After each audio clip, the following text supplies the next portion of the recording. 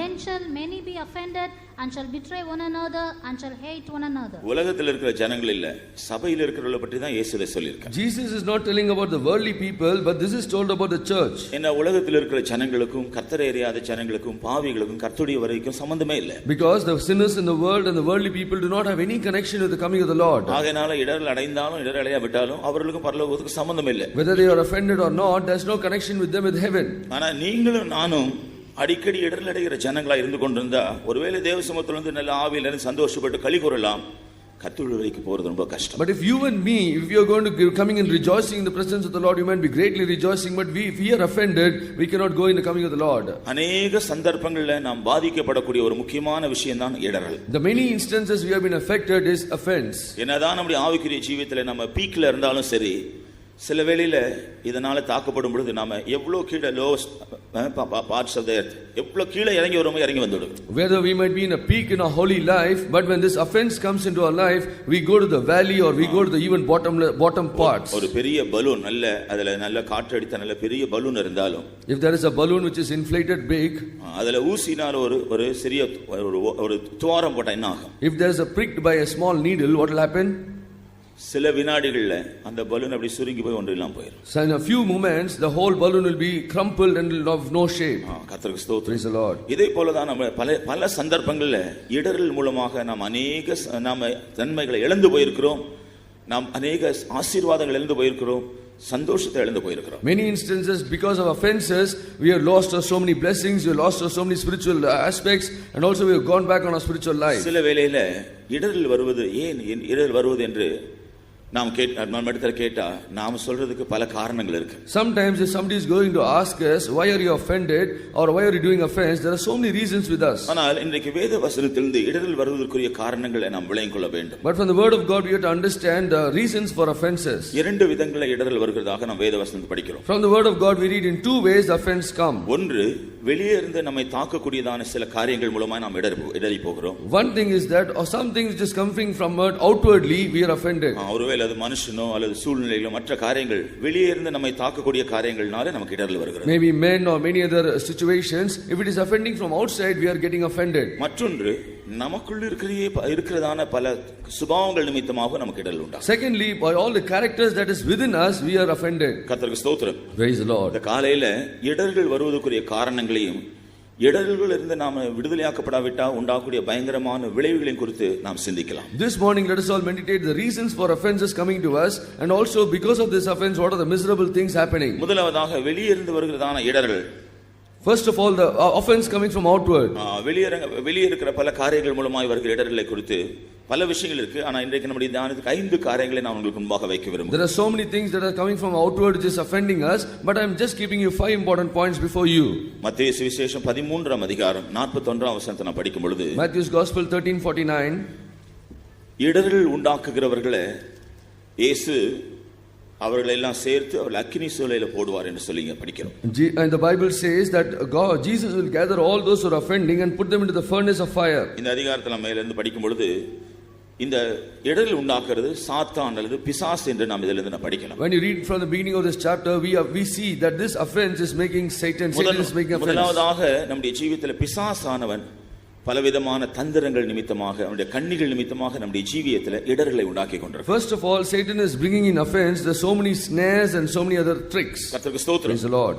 நீங்க வேண்டுமென்றால் இந்த வசனங்களை குறித்து கொண்டு இடர்கள் வருகிற நேரத்தில் எல்லாம் இதை நீங்க திரும்பி பார்த்தா அந்த வேளையில கர்த்தர் உங்களை அதிலிருந்து தப்புவிப்பதற்கு அது மிகவும் பிரயோஜனமா இருக்கு. If you mark all these verses and when you are getting offended, when you see these verses, there will be a great chance of you sanctifying yourself before the Lord. பிசாசு பல விதங்கள்ல நாம் இடரும்படியாக நம்மை தாக்கும்படி சமயம் பார்த்து கொண்டே இருக்கிறான். Devil is always looking at us for any situations and time that we should be offended. ஆகையால் அப்போஸ்தலனாகிய பவுல் எபேசிய சபைக்கு சொல்லும்போது சொல்றார், நீங்கள் பிசாசின் தந்திரங்களை எதிர்த்து நிற்க திராணி உள்ளவர்களாய் இருக்க வேண்டும். That is why Saint Paul says in Ephesians that you should have a courage or a strength that you should resist the snares of the devil. கர்த்தருக்கு ஸ்தோத்திரம். Praise the Lord. பிசாசின் தந்திரங்களை எதிர்க்கக்கூடிய திராணி இல்லாவிட்டா அவைகளால தாக்கப்பட்டு அவனுடைய கண்ணிகள் தந்திரங்களை தாக்கப்பட்டு நாம் இடறி போய்வோம். If you are not having the bold or the courage to withstand withstand or resist the snares and the tricks of devil, we would be defeated. கர்த்தருக்கு ஸ்தோத்திரம். Praise the Lord. மத்தேயு சுவிசேஷம் 18 அதிகாரம் 6 வசனத்தில் படிக்கும் பொழுது, When you read Matthew's Gospel 18 verse 6, இயேசு சொல்லுகிறார், Jesus says, என்னிடத்தில் விசுவாசமாய் இருக்கிறவர்களுக்கு இடறல் உண்டாக்கக்கூடியவர்கள் இருக்கிறார்கள். there are many people who are believing in me who will be offended. அவர்களுக்கு இடரல் உண்டாக்கக்கூடியவர்கள் இருக்கிறார்கள். And there are many people who will be offending them. கர்த்தருக்கு ஸ்தோத்திரம். Praise the Lord. என்னிடத்தில் விசுவாசமாய் இருக்கிறதான இந்த சிறியரில் ஒருவனுக்கு யார் இடரல் உண்டாக்குகிறானோ, whosoever shall offend one of these little ones which believe in me. அப்ப நாம கர்த்தரிடத்தில் விசுவாசமாய் இருக்கும் பொழுது, when you are believing God, இந்த சத்தியத்திலே நாம விசுவாசமாய் இருக்கும் பொழுது, when you believe in the truth, இந்த ஆவிக்குரிய அனுபவத்திலே நாம விசுவாசித்து நாம உறுதியா இருக்க வேண்டும் என்று பிரயாசப்படும் பொழுது, when we strive forward that you should be steadfast in the spiritual life, நமக்கு இடரல் உண்டாக்கக்கூடிய பலர் எழும்புகிறார்கள். many people are rising us to offend us. சில வேளையில கர்த்தரை அறியாத ஜனங்கள் நமக்கு விரோதமாக எழும்பி இடரல் உண்டாக்கலாம். Sometimes people do not know the Lord, they are rising us to offend us. இப்பொழுது கூட இந்த பெரிய சிஸ்டர் சாட்சி சொன்னதை நாம் கேட்டோம். எப்படி ரட்சிக்கப்படாத ஜனங்கள் மூலமாக பல இடையூறுகள் இடரல்கள் வந்தது என்று சொன்னார். Even today this morning the elder sister testified how the other people or the people who are not saved, they are offending us. அவர்கள் அறியாமல் செய்கிறார்கள். They are doing it without knowingly. அப்படினால கர்த்தர் அவர்களை மனம் திரும்பும்போது அவர்களை மன்னித்து விடுவார். Therefore God will forgive them by the forgiveness. ஆனா அதை பார்க்கலும் பெரிய காரியம் என்னவென்றால், but what is the most important thing? தேவனுடைய ஜனங்கள் மூலமாகவே நமக்கு இடரல் உண்டாகும். There are many offenses that is by the children of God. கர்த்தருக்கு ஸ்தோத்திரம். Praise the Lord. கர்த்தரிடத்தில் விசுவாசமா இருக்கிறதான கர்த்தருடைய பிள்ளைகளுக்கு விரோதமாக கர்த்தருடைய பிள்ளைகளே சில வேளை இடரல் உண்டாக்குகிறார்கள். Some children of God who are there believing in the Lord, the children of God themselves will offend them. காரணம் என்ன? What is the reason? முக்கியமான ஒரு காரணம் பொறாமை. The reason is jealousy. கர்த்தருக்கு ஸ்தோத்திரம். Praise the Lord. மற்றவர்கள் தங்களை பார்க்கலும் கொஞ்சம் ஆசீர்வதிக்கப்பட்டதை பார்த்த உடனே அவர்களுக்கு பொறாமை. Sometime when the other was blessed more than they are getting jealous. உடனே அவர்களை பற்றி ஏதாவது தீமையான காரியங்கள் துர்ச்செய்திகள் சொல்லி அவர்களை இடற வைக்க பிரயாசப்படுகிறார்கள். Immediately they spread on wrong news about them and they wanted to offend them. இங்க இருக்கிறதான தேவனுடைய பிள்ளைகளாக நம்முடைய ஜீவியத்துல நம்முடைய தேவனுடைய ஜனங்கள் ஆசீர்வதிக்கப்படுவதை கண்டு எத்தனை பேர் சந்தோஷப்படுகிறோம்? How many of us are blessed or are very much rejoicing over other children of God being blessed in their life? பொருளாதார ரீதியிலோ, by materially, அவருடைய வியாபாரத்திலோ, in their business, அவர்கள் செய்கிற தொழில்களிலோ, all in their workplace, அவர்கள் எடுத்துக்கொள்ற பிரயாசங்களிலோ, all in their efforts. கர்த்தர் ஒரு நம்முடைய கர்த்தருடைய ஜனங்களை ஆசீர்வதிக்கும் பொழுது அதை கண்டு நாம் எத்தனை பேர் சந்தோஷப்பட்டு ஆண்டவரை துதிக்கிறோம்? How many of us are rejoicing because they are blessed by the Lord and we are rejoicing the Lord? ரொம்ப குறைவான எண்ணிக்கை உள்ளவர்கள். Very few little people. சில வேளையில மற்றவர்கள் ஆசீர்வதிக்கப்படும் பொழுது நம்மால் இயன்றவர்கள் எப்படி எல்லாம் அவர்களை குற்றம் கண்டுபிடிக்க முடியுமோ குற்றம் கண்டுபிடிச்சு அவங்க இப்படி தான் செஞ்சாங்க இப்படி தான் இருக்கறாங்கன்னு சொல்லி நாம் குறை தான் சொல்லுவோம். Sometimes we are always finding fault wherein we can blame them saying that because of this they are doing this. உண்மையாகவே அவர்கள் பிரயாசப்பட்டு அவர்கள் ஆசீர்வதிக்கப்படலாம். ஆனா நாம் என்ன செய்யறது? அதுல ஏதாவது ஒரு குறை கண்டுபிடிச்சு அந்த குறையை சொல்லி இதனால தான் இருக்கு அதெல்லாம் உண்மையானது இல்லை என்று சொல்லி நம்ம அவர்களை மிக அதிக தரக்குறைவா தான் பேசி இடர்கள் உண்டாகும். Because of their own efforts they might be blessed, but what we say because of so many other wrong news and so many other blaming them, because of that they are blessed. வெளிநாட்டில் இருக்கிற நம்முடைய சபையை சேர்ந்த ஒரு இரண்டு விசுவாசிகள் இருந்தார்கள். And two believers are there who are belonging to the abroad church. அந்த இரண்டு பேருக்கும் இரண்டு மகன்கள் இருந்தார்கள். And two believers are two sons. அதுல ஒருவர் நல்ல வசதியான நிலைமையில் இருந்தவர், மற்றொருவர் கொஞ்சம் ஏழ்மையான நிலைமையில் இருந்தவர். One believer is very much wealthy, another believer is very much poor. அப்ப இரண்டு மகன்களும் வேலை இல்லாம அவர்கள் இருவருக்கும் ஒரு முறை இன்டர்வியூ நேர்முக தேர்வு வந்தது. Both the sons did not have job and they had an interview for a place. இரண்டு பேரும் அந்த இன்டர்வியூக்கு போனார்கள். அதுல ஒருவனுக்கு வேலை கிடைத்தது. Both of them went to the interview but one got the job. அந்த வேலை கிடைத்தது ஏழ்மையான அந்த சகோதரனுடைய மகனுக்கு தான் வேலை கிடைத்தது. That job was given to that poor believer's son. அடுத்த வாரம் ஞாயிற்றுக்கிழமை வசதியா இருக்கிறதான அந்த சகோதரன் எழுப்பி சாட்சி சொன்னார். The next week that wealthy believer told a testimony. என்னுடைய மகனும் அந்த சகோதரனுடைய மகனும் இன்டர்வியூக்கு சென்றார்கள். That my son and that believer's son went for the interview. கர்த்தர் அந்த சகோதரனுடைய மகனுக்கு வேலை கொடுத்தார். God has given that believer's son a job. அதற்காக நான் கர்த்தரை ஸ்தோத்திரிக்கிறேன். For that I praise him. ஆண்டவருக்கு அவருடைய நிலவரம் அவசியம் தெரியும். அவருடைய மகன் வேலை செய்து அந்த வீட்டாரை பராமரிக்க வேண்டிய ஒரு அவசியத்தை ஆண்டவர் உணர்ந்து அவருக்கு வேலை தந்ததுக்காக நான் அவரை ஸ்தோத்திரிக்கிறேன். I praise God because God realized that that son has to do some work, a job, and he has to yearn for that family. கர்த்தர் அந்த மகனை வேலையில ஆசீர்வதிக்க வேண்டும். And God has to bless that son in the job. என்னுடைய மகனுக்கும் கர்த்தருக்கு சித்தமான வேலையில வேலை கிடைக்க கர்த்தர் உதவி செய்ய வேண்டும். And also for my son, according to God's will, God should give him a job. அதற்காக எல்லாரும் ஜெபிக்க வேண்டும் என்று சொல்லி சாட்சி சொன்னார். He told testifying that all should pray for this. சற்று நாம் நம்முடைய ஜீவியத்தில் அந்த காரியத்தை சிந்தித்து பார்ப்போம். If you meditate that thing in our life, நாம் அப்படி சாட்சி சொல்ல முடியுமா? Can we testify like that? என்னுடைய சகோதர வீட்டாரை கர்த்தர் ஆசீர்வதித்தாருக்காக நான் கர்த்தரை ஸ்தோத்திரிக்க எத்தனை பேர் சொல்லியிருப்பீங்க? How many of you told testimony because of my brothers believers being blessed? Let us all praise God. நாம என்ன சொல்லுவோம்? What do we say?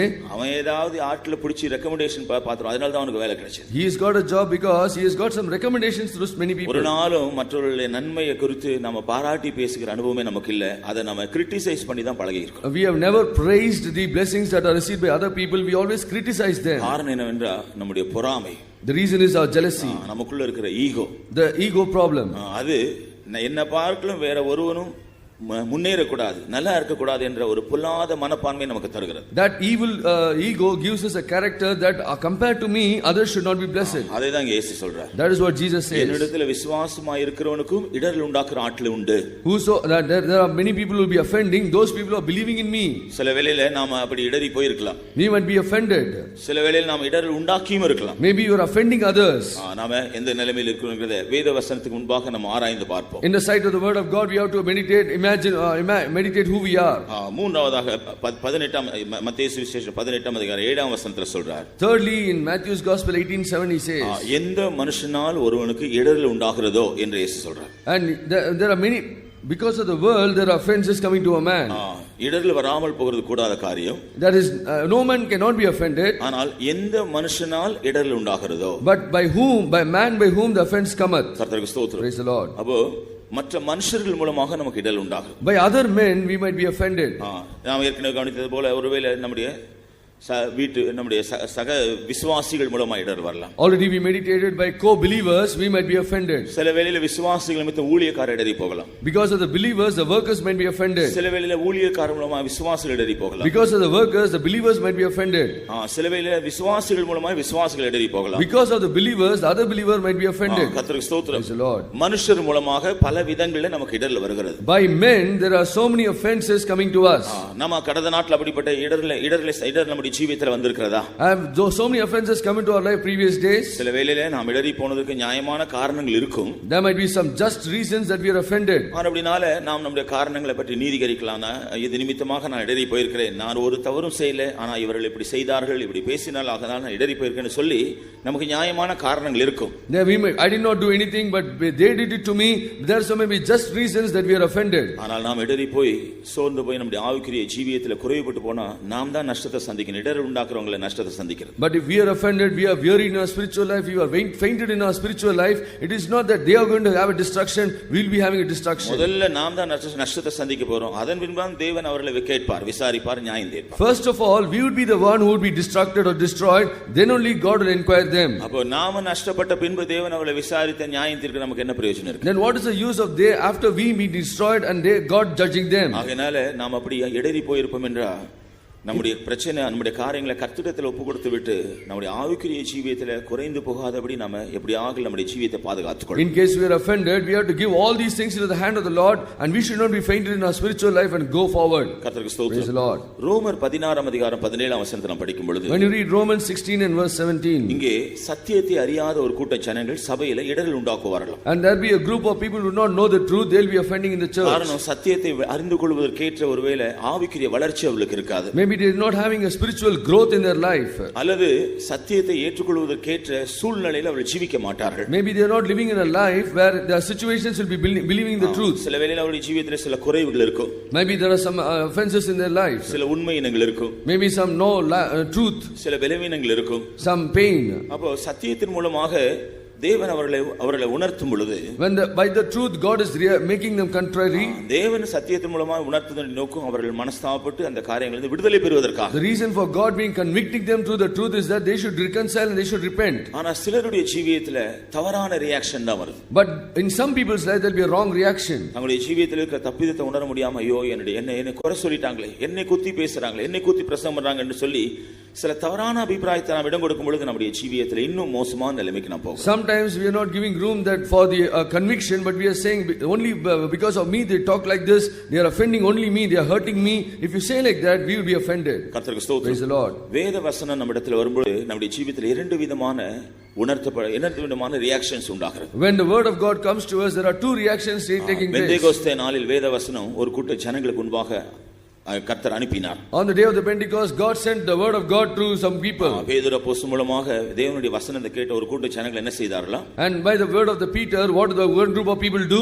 இருதயத்தில் குத்தப்பட்டு அவர்கள் வந்து சகோதரரே நாங்கள் என்ன செய்ய வேண்டும் என்று கேட்டார். They were pricked in their heart and they were saying, "Oh brothers, what should we do to be saved?" பேதுரு தந்த ஆலோசனை கீழ்ப்படிந்த பொழுது அவர்கள் எல்லாரும் ஆசீர்வதிக்கப்பட்டார்கள். When they obeyed the counsel of Peter, all were blessed. கர்த்தருக்கு ஸ்தோத்திரம். Praise the Lord. ஆனபடினால நம்முடைய ஜீவியத்தில் கூட வேத வசனம் வரும் பொழுது சில வேளை நாம அதனால் உணர்த்தப்படும் பொழுது குத்தப்படும் பொழுது மனஸ்தாபம் உண்டாகி நம்முடைய ஜீவியத்தில் இனி என்ன செய்ய வேண்டும் என்று நாம் அதற்காக பிரயாசப்படக்கூடியவர்களாக இருப்போம். Even in our life, when the word of God comes into us and pricks us, we should be asking a question, what should we do? And we are convicted of it, we'll be asking a question, what should I do?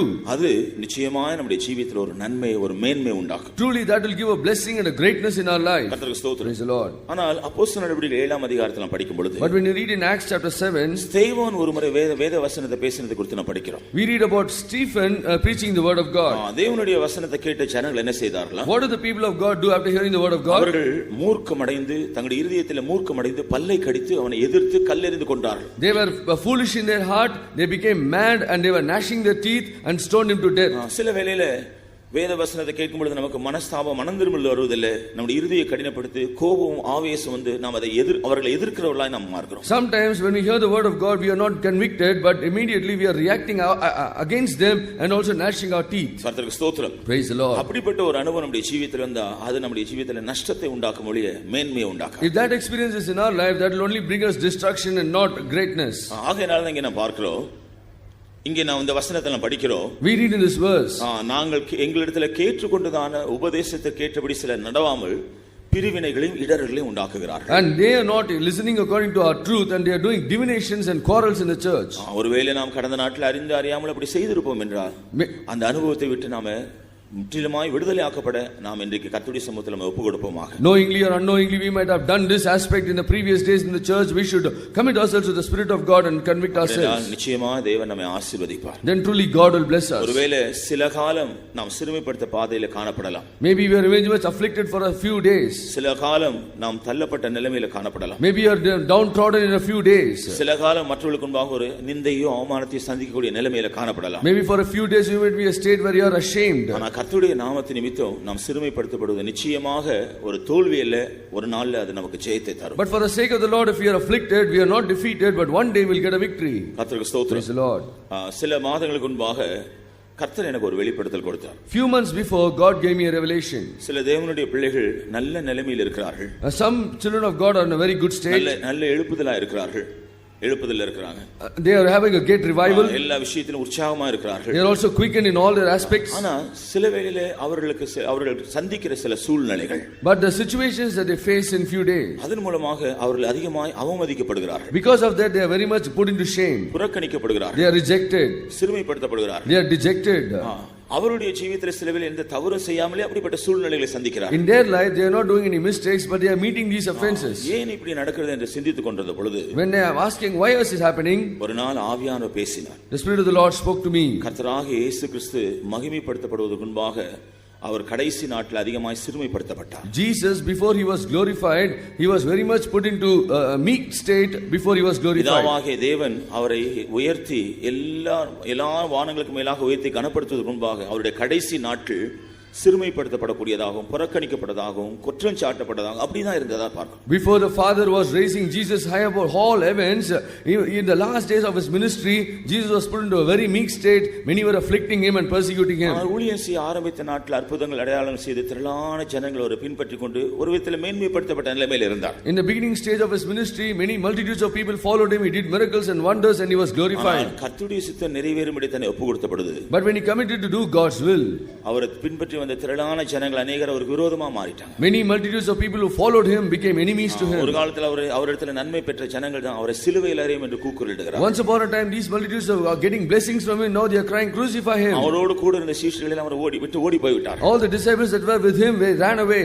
அவர் மிகவும் அதிகமாக நம்பி இருந்ததான ஒரு சீஷன் நான் அவர் அறியவில்லை என்று சொல்லி சபிக்கவும் சத்தியம் செய்யவும் செய்விட்டார். One important disciple was very much loving to Jesus. He denied and or promised that he did not know. தனக்கு கிடைக்கிற பணத்தை எல்லாம் கொடுத்து வைத்து ஒரு முக்கியமான உத்தரவாதத்தில் வைத்திருந்த சீஷன் அவரை காட்டி கொடுக்கிறவனா மாறி போயிட்டார். One disciple was given responsibility of all the treasures of money. He betrayed him. கர்த்தருக்கு ஸ்தோத்திரம். Praise the Lord. அவர் தேவ சித்தத்தின்படி பாடுகளுக்கு ஒப்பு கொடுத்த பொழுது அவருக்கு ஆதரவாக ஒருவருமே இல்ல, தனிமையாக தான் அவர் பாடுபட்டார். According to the will of God, when he gave himself to sufferings, there was no one with him. He was alone suffering. ஆனால் அது தேவ சித்தம் என்கிறதை அறிந்த இயேசு அது நிமித்தம் அவர் இடரவில்லை, சந்தோஷமா இந்த பாதையில கடந்து போய் தன்னை ஒப்பு கொடுத்தார். Jesus knew that this was the will of God. He was not offended, but joyfully he committed to the life. மேன்மைக்கு முன்னானது தாழ்மை. And there is before exaltation is humbleness. கர்த்தருக்கு ஸ்தோத்திரம். Praise the Lord. ஆனபடியால கர்த்தர் நம்ம ஆவிக்குரிய ரீதியிலோ அல்லது வேற எந்த விதத்திலோ உயர்த்தும்படியாக சித்தமா இருந்தால் அதற்கு முன்பாக அப்படிப்பட்ட ஒரு பாதையை நமக்கு அனுமதிப்பார். If God has a will that we should be exalted in our spiritual life and also materially, before that God will allow this thing. ஆகையால இப்பொழுது இருக்கிற அந்த சிறுமைப்படுத்தப்படுற காரியங்களை பார்த்து நாம் இடறி போக வேண்டாம். அதற்கு பின்னால் நமக்கு இருக்க போறதான ஒரு கர்த்தர் நமக்கு தர போற ஒரு ஆசீர்வாதத்தை மேன்மை விசுவாசித்து நாம் தைரியமாய் முன்னேறி செல்வோம். Seeing all these meek state, we should not be offended, but God has got a great blessing about it, and we should see that and we should go forward. இயேசு கூட அப்படிதான் பாடுபட்டார் என்று நாம் வேதத்தில் படிக்கிறோம். We also read in the word of God, Jesus suffered likewise. அவர் பாடுபட்ட பொழுது அவருக்கு முன்பாக ஒரு சந்தோஷத்தை பார்த்தார். And when he was suffering, he saw joy before him. அது என்ன சந்தோஷம்? What was the joy? நான் பாடுபடுவதன் மூலமாக உருவாக்கப்படக்கூடியதான ஒரு கூட்டம் தேவனுடைய பிள்ளைகள், பரிசுத்தவான்கள். Because of my suffering, there's going to be a group of people as saints being created. அவர் தமக்கு முன்பாக வைக்கப்பட்ட சந்தோஷத்தின் பொருட்டு, because of the joy that was kept before him, அவமானத்தை அவர் எண்ணாமல் நிந்தையை சகித்தார், சிலுவை சகித்தார் என்று நாம் படிக்கிறோம். we read that he did not mind of the sufferings, but he was suffering on the cross. ஆனபடியால சில வேளையில் அப்படிப்பட்ட பாதைகள் நமக்கு வரும், ஆனா நாம் அதை குறித்து இடறி போக கூடாது. விசுவாசத்தோ அதற்கு பின்பு கர்த்தர் நமக்கு செய்ய போகிற காரியங்கள் நம்முடைய விசுவாச கண்களினால் தரிசித்து நாம் தைரியமாய் முன்னேறி செல்ல வேண்டும். Sometimes we might be sufferers of so many offenses. We should not see these offenses. We should see the blessing that is above it and look unto it and go forward. சரியாக சத்தியத்தை பற்றி ஒரு வெளிப்படுத்தல் அறிவு நம்முடைய ஜீவிதத்தில் இல்லாத நிமித்தமாக சிலவேளை நமக்கு இடர்கள் வரும் பொழுது, when there are so many offenses coming to our life because we don't have a proper revelation regarding our spiritual life, இந்த நாட்களாக நாம் இந்த சத்தியத்தில் இருந்தாலும் நாமே இந்த சத்தியத்துக்கு விரோதமாக இடர்கள் உண்டாக்கக்கூடியவர்களாக மாறுவோம் என்று தான் இங்கே வேதம் சொல்லுது. The word of the Lord says, though we are in this truth for till the lifetime, but we will be offenders in the truth. கர்த்தருக்கு ஸ்தோத்திரம். Praise the Lord. முதலாம் கொரிந்தியர் 10ஆம் அதிகாரம் 32 33 வசனங்களை பவுல் சொல்றார். Saint Paul says in 1 Corinthians chapter 10 verse 32 and 34. இடர்கள் வருவதற்குரியதான வேறொரு காரணத்தை இங்கே சொல்றார். He says another reason for the offense to come. அநேகர் தங்களுடைய சுய பிரயோஜனத்துக்காக தான் பல காரியங்களை செய்கிறார்கள். And many people are doing because of their own profit. தங்களுடைய சுய பிரயோஜனத்துக்காக தான் அநேகர் செய்கிறார்கள். Many people are doing for their own profit. அப்ப இந்த காரியத்தை செய்யும் பொழுது அதில் அவர்களுக்கு எதிர்பார்க்கிற அந்த பிரயோஜனம் வராவிட்டா இடறி போவார். If they do that thing when they are not profited, they are offended. நாம கர்த்தருக்காக ஜீவிக்கிற இந்த விஷயம் சுய பிரயோஜனத்துக்காக நாம் செய்றோமா? Are we living for the Lord for our own profit? கர்த்தருக்காக பாடுபடுகிறது, suffering for the Lord, கர்த்தருக்காக நிந்தை சகிக்கிறது, suffering for shaming for our Jesus, செலவு பண்ணப்படுவது, and also being spent for the Lord, கர்த்தருக்காக செலவு பண்ணுவது, spending for the Lord. இப்படி கர்த்தருக்காக நாம் செய்கிற காரியங்களை எந்த நோக்கத்தோடு செய்கிறோம்? With what aim are we doing all these things for the Lord? நாம கர்த்தருக்காக பிரயாசப்படும் பொழுது ஒரு காரியத்தை விளங்கிக் கொள்ள வேண்டும். We have to understand one important thing when we try or suffer for the Lord. எப்படி கர்த்தராகிய இயேசு கிறிஸ்து மூலமாக நம்முடைய பாவங்களுக்கு மன்னிப்பை பெற்றுக்கொண்ட பின்பு தண்டனை இல்லையோ, அதே போலவே நாம் பிரயாசப்படும் பொழுது இந்த பூமியிலே நாம பிரதிபலனை பெற்றுக்கொண்டா பரலோகத்துல பிரதிபலன் இல்லை. Like how when we are suffering and we are getting the personal redemption, when we are suffering and we get the fruit of it in this world, we will not get inherit in heaven. கர்த்தருடைய ஊழியக்காரரோ அல்லது விசுவாசியோ நம் மூலமாக மற்றவர்களுக்கு ஒரு நன்மை உண்டாகும் பொழுது அவர்கள் நமக்கு மறுபடியும் ஒரு நன்மை செய்து விட்டா அதற்குரிய பலனை பரலோகத்தில் பெற முடியாது. When the workers of God they are getting good things from the other people, when they are receiving all blessings from them, they will not have anything in the heaven. நாம பெயருக்கோ புகழுக்கோ சில காரியங்களை செய்யும் பொழுது நாம் செய்த நிமித்தம் மற்றவர்கள் நம்ம புகழ்ந்து நீங்க தான் அப்படி பண்ணீங்க இல்லனா இப்படி நடந்திருக்காங்க பெயர் புகழ் கிடைத்து விட்டா நாம் பட்ட பிரயாசத்துக்கு பரலோகத்தில் பலன் இல்லை. If you are going to do it for name and fame, if other people are going to do it, only you have done it, because of you this thing has done, then we will not have anything in heaven. எல்லாவற்றிலும் கர்த்தர் நீதியுள்ளவர். In all things God is righteous.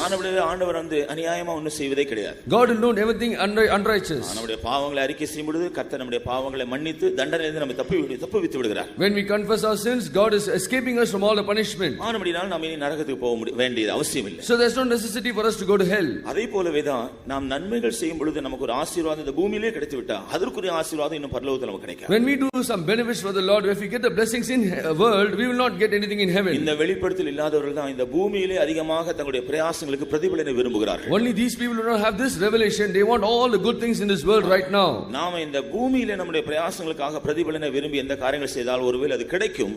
ஆனா அதுக்குரிய பிரதிபலன் பரலோகத்துல கிடைக்காது. If we desire fruits and all blessings in this world, it might happen to us, but we will not get anything in heaven. கர்த்தருக்கு ஸ்தோத்திரம். Praise the Lord. ஆனபடினால நாம் சில வேளையில் சில நன்மைகள் செய்யும் பொழுது, பிரயாசப்படும் பொழுது, பாடுபடும் பொழுது, அது நிமித்தம் நமக்கு நன்மை இல்லாவிட்டா அதுதான் உண்மையான பிரதிபலனை பரலோகத்தை நமக்கு ஆயத்தப்படுத்தி கொண்டிருக்கிறது. Because when we suffer, when we are afflicted, when we are persecuted, if you do not get any fruits of it, it means that God is preparing all our fruits in heaven. ஆனா நமக்கு என்ன சம்பவிக்கிறது? But what is happening to us? இடறி போகிறோம். We are offended. நான் இவ்வளவு பிரயாசப்பட்ட ஒருத்தருக்குமே என்னுடைய காரியம் விளங்கவில்லை. I suffered so much, no one is understanding me. நான் இவ்வளவு செய்த ஆனாலும் என்னை யாரும் விளங்கிக் கொள்ளவில்லை. I am doing so much, but nobody is understanding me. நான் இவ்வளவு பாடுபட்டேன் ஆனாலும் ஒருத்தர் எனக்கு உதவி செய்யல. I strived so much, nobody affected me. நாமே அப்படி சொல்லுகிறோம். Why are we saying that? பரலோகத்துல நமக்காக கர்த்தர் ஆயத்தப்படுத்தி கொண்டிருக்கிற பிரதிபலனை பற்றி நமக்கு ஒரு வெளிப்படுத்தல் இல்லை. We do not have a revelation about the fruits that God is preparing for us in heaven. கர்த்தருக்கு ஸ்தோத்திரம். Praise the Lord. ஆனபடினால நாம் ஒரு காரியத்தை இந்த காலையில சரியா விளங்கிக் கொள்ள வேண்டும். This morning you have to understand one thing very properly. சில வேளையில நம்முடைய ஜெபங்களுக்கு பதில் கிடைக்காவிட்டா அதற்காக நம்ம இடறி போக கூடாது. நிச்சயமா அதுக்குரிய ஒரு பலன் உண்டு. அதை பரலோகத்தில் பெற்றுக்கொள்கிற நம்பிக்கையோடு நாம் முன்னேறி செல்ல. Sometimes if our prayers are not answered, we should not be offended. We should have a hope that there is a fruit in heaven prepared for us. ஆகையால் தான் இந்த அப்போஸ்தலன் இங்கே சொல்லும் பொழுது, that is why the apostle says here, சிலர் தங்களுடைய சுய பிரயோஜனத்தை தேடி அதற்காக கர்த்தருக்காக பிரயாசப்படுகிறார்கள். Some people are seeking their own profit and they are striving for the Lord. ஆனால் நான் அப்படி செய்வதில்லை என்று அவர் சொல்கிறார். But he says, I am not doing like that. பரிசுத்த பவுல் இவ்வளவு பாடுகள் பட்டார். Paul suffered so much. அப்போஸ்தலர்ல அப்போஸ்தலர்களை பார்க்கல, அப்போஸ்தலனாகிய பவுல் கடந்து போன பாதையில अनेक அப்போஸ்தலர் அப்படி போகவில்லை. Compared to Paul, many other apostles did not go through that way. கர்த்தருக்கு ஸ்தோத்திரம். Praise the Lord. ஆனால் अनेகருடைய பாடுகள் பிரயாசங்கள் பூமியில பிரதிபலன் கிடைக்கவில்லை. He did not get so much of fruits in this world. ஆனா அவருக்கு ஒரு நம்பிக்கை இருந்தது. But he has a hope. தன்னுடைய ஓட்டத்தின் முடிவில் அவர் சொல்கிறார், He said at the end of the race, he says, நல்லா போராடி இருக்கிறேன். I have fought my fight. நான் நல்ல என் விசுவாசத்தை பாதுகாத்திருக்கிறேன். I kept my faith. ஆனபடினால எனக்காக நீதியின் கிரீடம் வைக்கப்பட்டிருக்கு. For that is because of that a crown of righteousness is kept for me. எனக்காக மாத்திரம் இல்ல, not only for me. விதமாக நல்ல போராட்டத்தை போராடுகிறவர்கள், விசுவாசத்தை பாதுகாத்துக் கொள்கிற, அவருடைய பிரசன்னமாகுதல் விரும்புகிற எல்லாருக்கும் பிரதிபலன் உண்டு. All those who are fighting their fight, keeping their faith and also desiring the presence of God, the crown of righteousness is kept for them. கர்த்தருக்கு ஸ்தோத்திரம். Praise the Lord. வெளிப்படுத்தின விசேஷத்துல கூட அந்த எபேசு சபைக்கு கர்த்தர் அப்படி தான் சொல்றார். God is also telling you that the church of Ephesus, கொஞ்ச நாட்கள் உங்களுக்கு உபத்திரவம் உண்டு, பாடுகள் உண்டு. For a few days you will be afflicted. 10 நாட்கள் உங்களுக்கு உபத்திரவம் உண்டு. For 10 days you will be afflicted. ஆனா நீங்கள் மரண பரியந்தம் உண்மையா இருங்கள். But you should be true till the death. உங்களுடைய உபத்திரவங்கள் நிமித்தம், உங்களுடைய பாடுகள் நிமித்தம் உங்களுக்கு ஜீவ கிரீடம் உண்டு. Because of your suffering, because of your affliction, there is a crown of life. ஆகையால பரலோகத்திலே பிரதிபலனை எதிர்பார்த்து நாம் கர்த்தருக்காக எதை செய்தாலும் அதை மற்றவர்கள் அதை விரும்பினாலும் சரி வெறுத்தாலும் சரி நாம் அதை பற்றி அதனால இடரல் அடையவே மாட்டோம். Looking at the profit that is kept for us in heaven for all our sufferings, whether they are faming us or not faming us, we will not be worried. இப்படி நாம் இடரும்படியாக வெளியிருந்து வரக்கூடிய இந்த எக்ஸ்டர்னல் ஃபோர்சஸ் 5 காரியங்களை நாம் பார்க்கிறோம். And we read about the external forces that are putting us down, that are offending us. பிசாசினால் இடரல் வருகிறது. By Satan.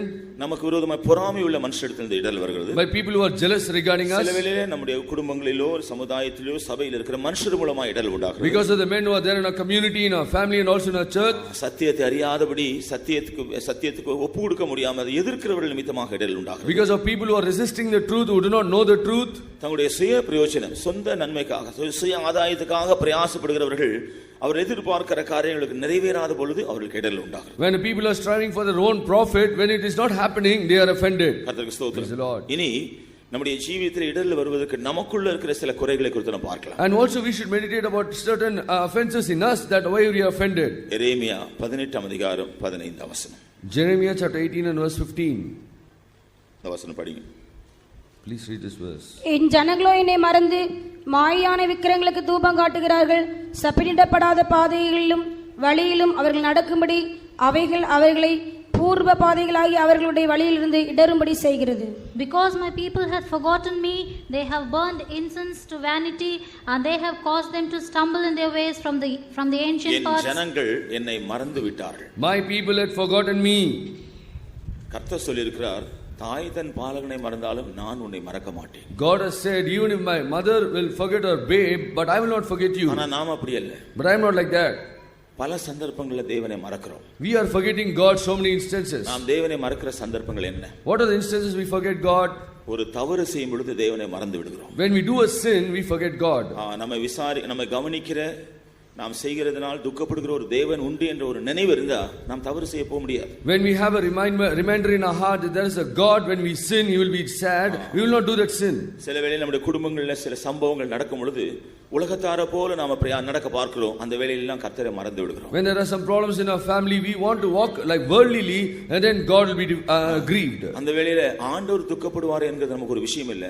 ஜனங்கள் நம்ம மதிக்க மாட்டார்களே, ஜனங்களுக்குள்ள நமக்கு மரியாதை இல்லைன்னு சொல்லி கர்த்தரை மறந்து விட்டு அப்படிப்பட்ட காரியங்களை செய்கிறோம். At that time we are not thinking that God will be grieved, but we think that other people will not be worried about us. We are having that worry and we are not keeping depending on God. சில வேளையில நமக்கு மற்றவர்கள் தவறு செய்யும் பொழுது அவர்களுக்கு விரோதமாய் பேசுவதும் அவர்களுக்கு விரோதமாய் சண்டை போடுவதும் இதெல்லாம் செய்யும் பொழுது நாம் ஆண்டவரை மறந்து விடுகிறோம். When many people are talking against us, talking back and also fighting against them is also offending God. அப்படி கர்த்தரை மறந்து நம்முடைய அனுதின ஜீவியத்தில் இவ்வளவு தீமைகளை நாம் செய்து கொண்டிருக்கிறோம். And we are doing so many evil in our life that we are forgetting God. நாம் அதை செய்யும் பொழுது அதனுடைய விளைவு நமக்கு தெரியறதில்லை. We do not know the fruit of it when we do it. ஆனா செய்து கொஞ்ச நேரத்துக்கோ நாட்களுக்கு பிறகு நமக்கு வரக்கூடியது இடறல். But after few days or few time after we do it, there is an offense coming.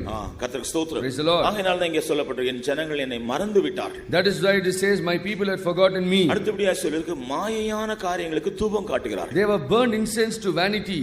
தூபம் காட்டுறது என்று சொன்னா burning incense means ஆவிக்குரிய விதத்துல தூபம் காட்டுவதுன்னு சொல்றது ஜெப ஜீவியத்தை காண்பிக்கும். Spiritually burning incense refers to prayer. மாயையான காரியங்களை தூபம் காட்டுவது என்று சொல்லும் பொழுது when you say burning incense to vanity, உண்மையாய் தூபம் காட்டுற அனுபவத்தை இழந்து போயிருக்கிறோம். they are truly forgetting the experience of truly burning incense. நம்முடைய ஜெப ஜீவியத்தை நஷ்டப்படுத்தும்படியாக பல மாயையான காரியங்களுக்கு இடம் கொடுத்து கொண்டிருக்கிறோம். spoiling our prayer life, we are giving room for so many vain things. அது ஒருவேளை நம்முடைய நண்பர்களோடு பழகுற நேரமா இருக்கலாம். maybe a time when you are going with your friends. சில தேவையில்லாத இடங்களுக்கு போகக்கூடிய காரியங்களா இருக்கலாம். maybe you are going to wrong places. சில தவறான காரியங்களை செய்யக்கூடியவர்களா இருக்கலாம். maybe you are doing some wrong things. மாயை என்று சொல்லும் பொழுது அது உண்மை இல்லாதவைகள் என்று நாம் பார்க்கிறோம். vanity means that which is not true.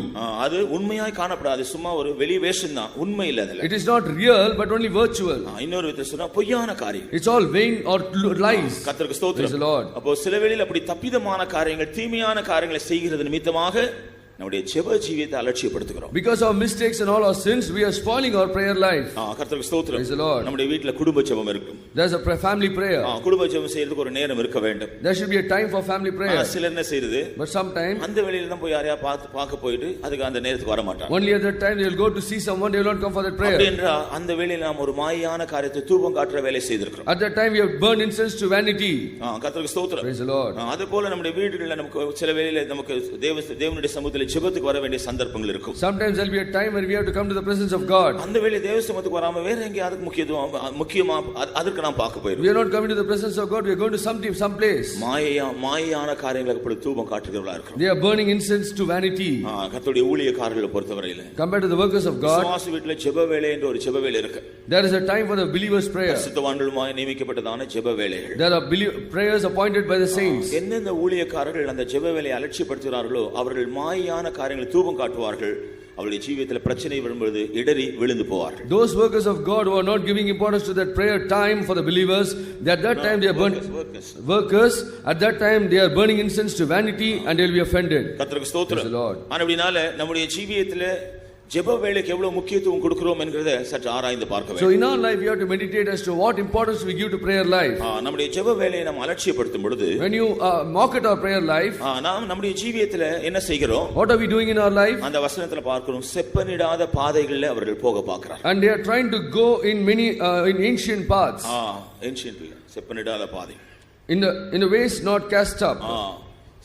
சரியில்லாத வழிகளில் போக ஆரம்பிக்கிறார்கள். they are going in wrong ways, not correct ways. இந்த மூன்று விஷயங்கள் அவர்களை பூர்வ பாதைகளை விட்டு விலகி போக முடியாது இடற செய்கிறது என்று நாம் படித்தோம். now these three things are stumbling them to walk away from the ancient paths. தேவனை மறப்பது, now forgetting the Lord, ஜெப ஜீவியத்தை அலட்சியப்படுத்துவது, and walking in the prayer life, தவறான வழிகளில் போகிறது, யார் சொன்னாலும் திருந்துவதில்லை, and going in a wrong way and not correcting themselves. கர்த்தருக்கு ஸ்தோத்திரம். praise the Lord. செப்பனிடாத பாதைகளை தெரிந்து கொள்றார்கள். and they are walking in paths which is not cast up.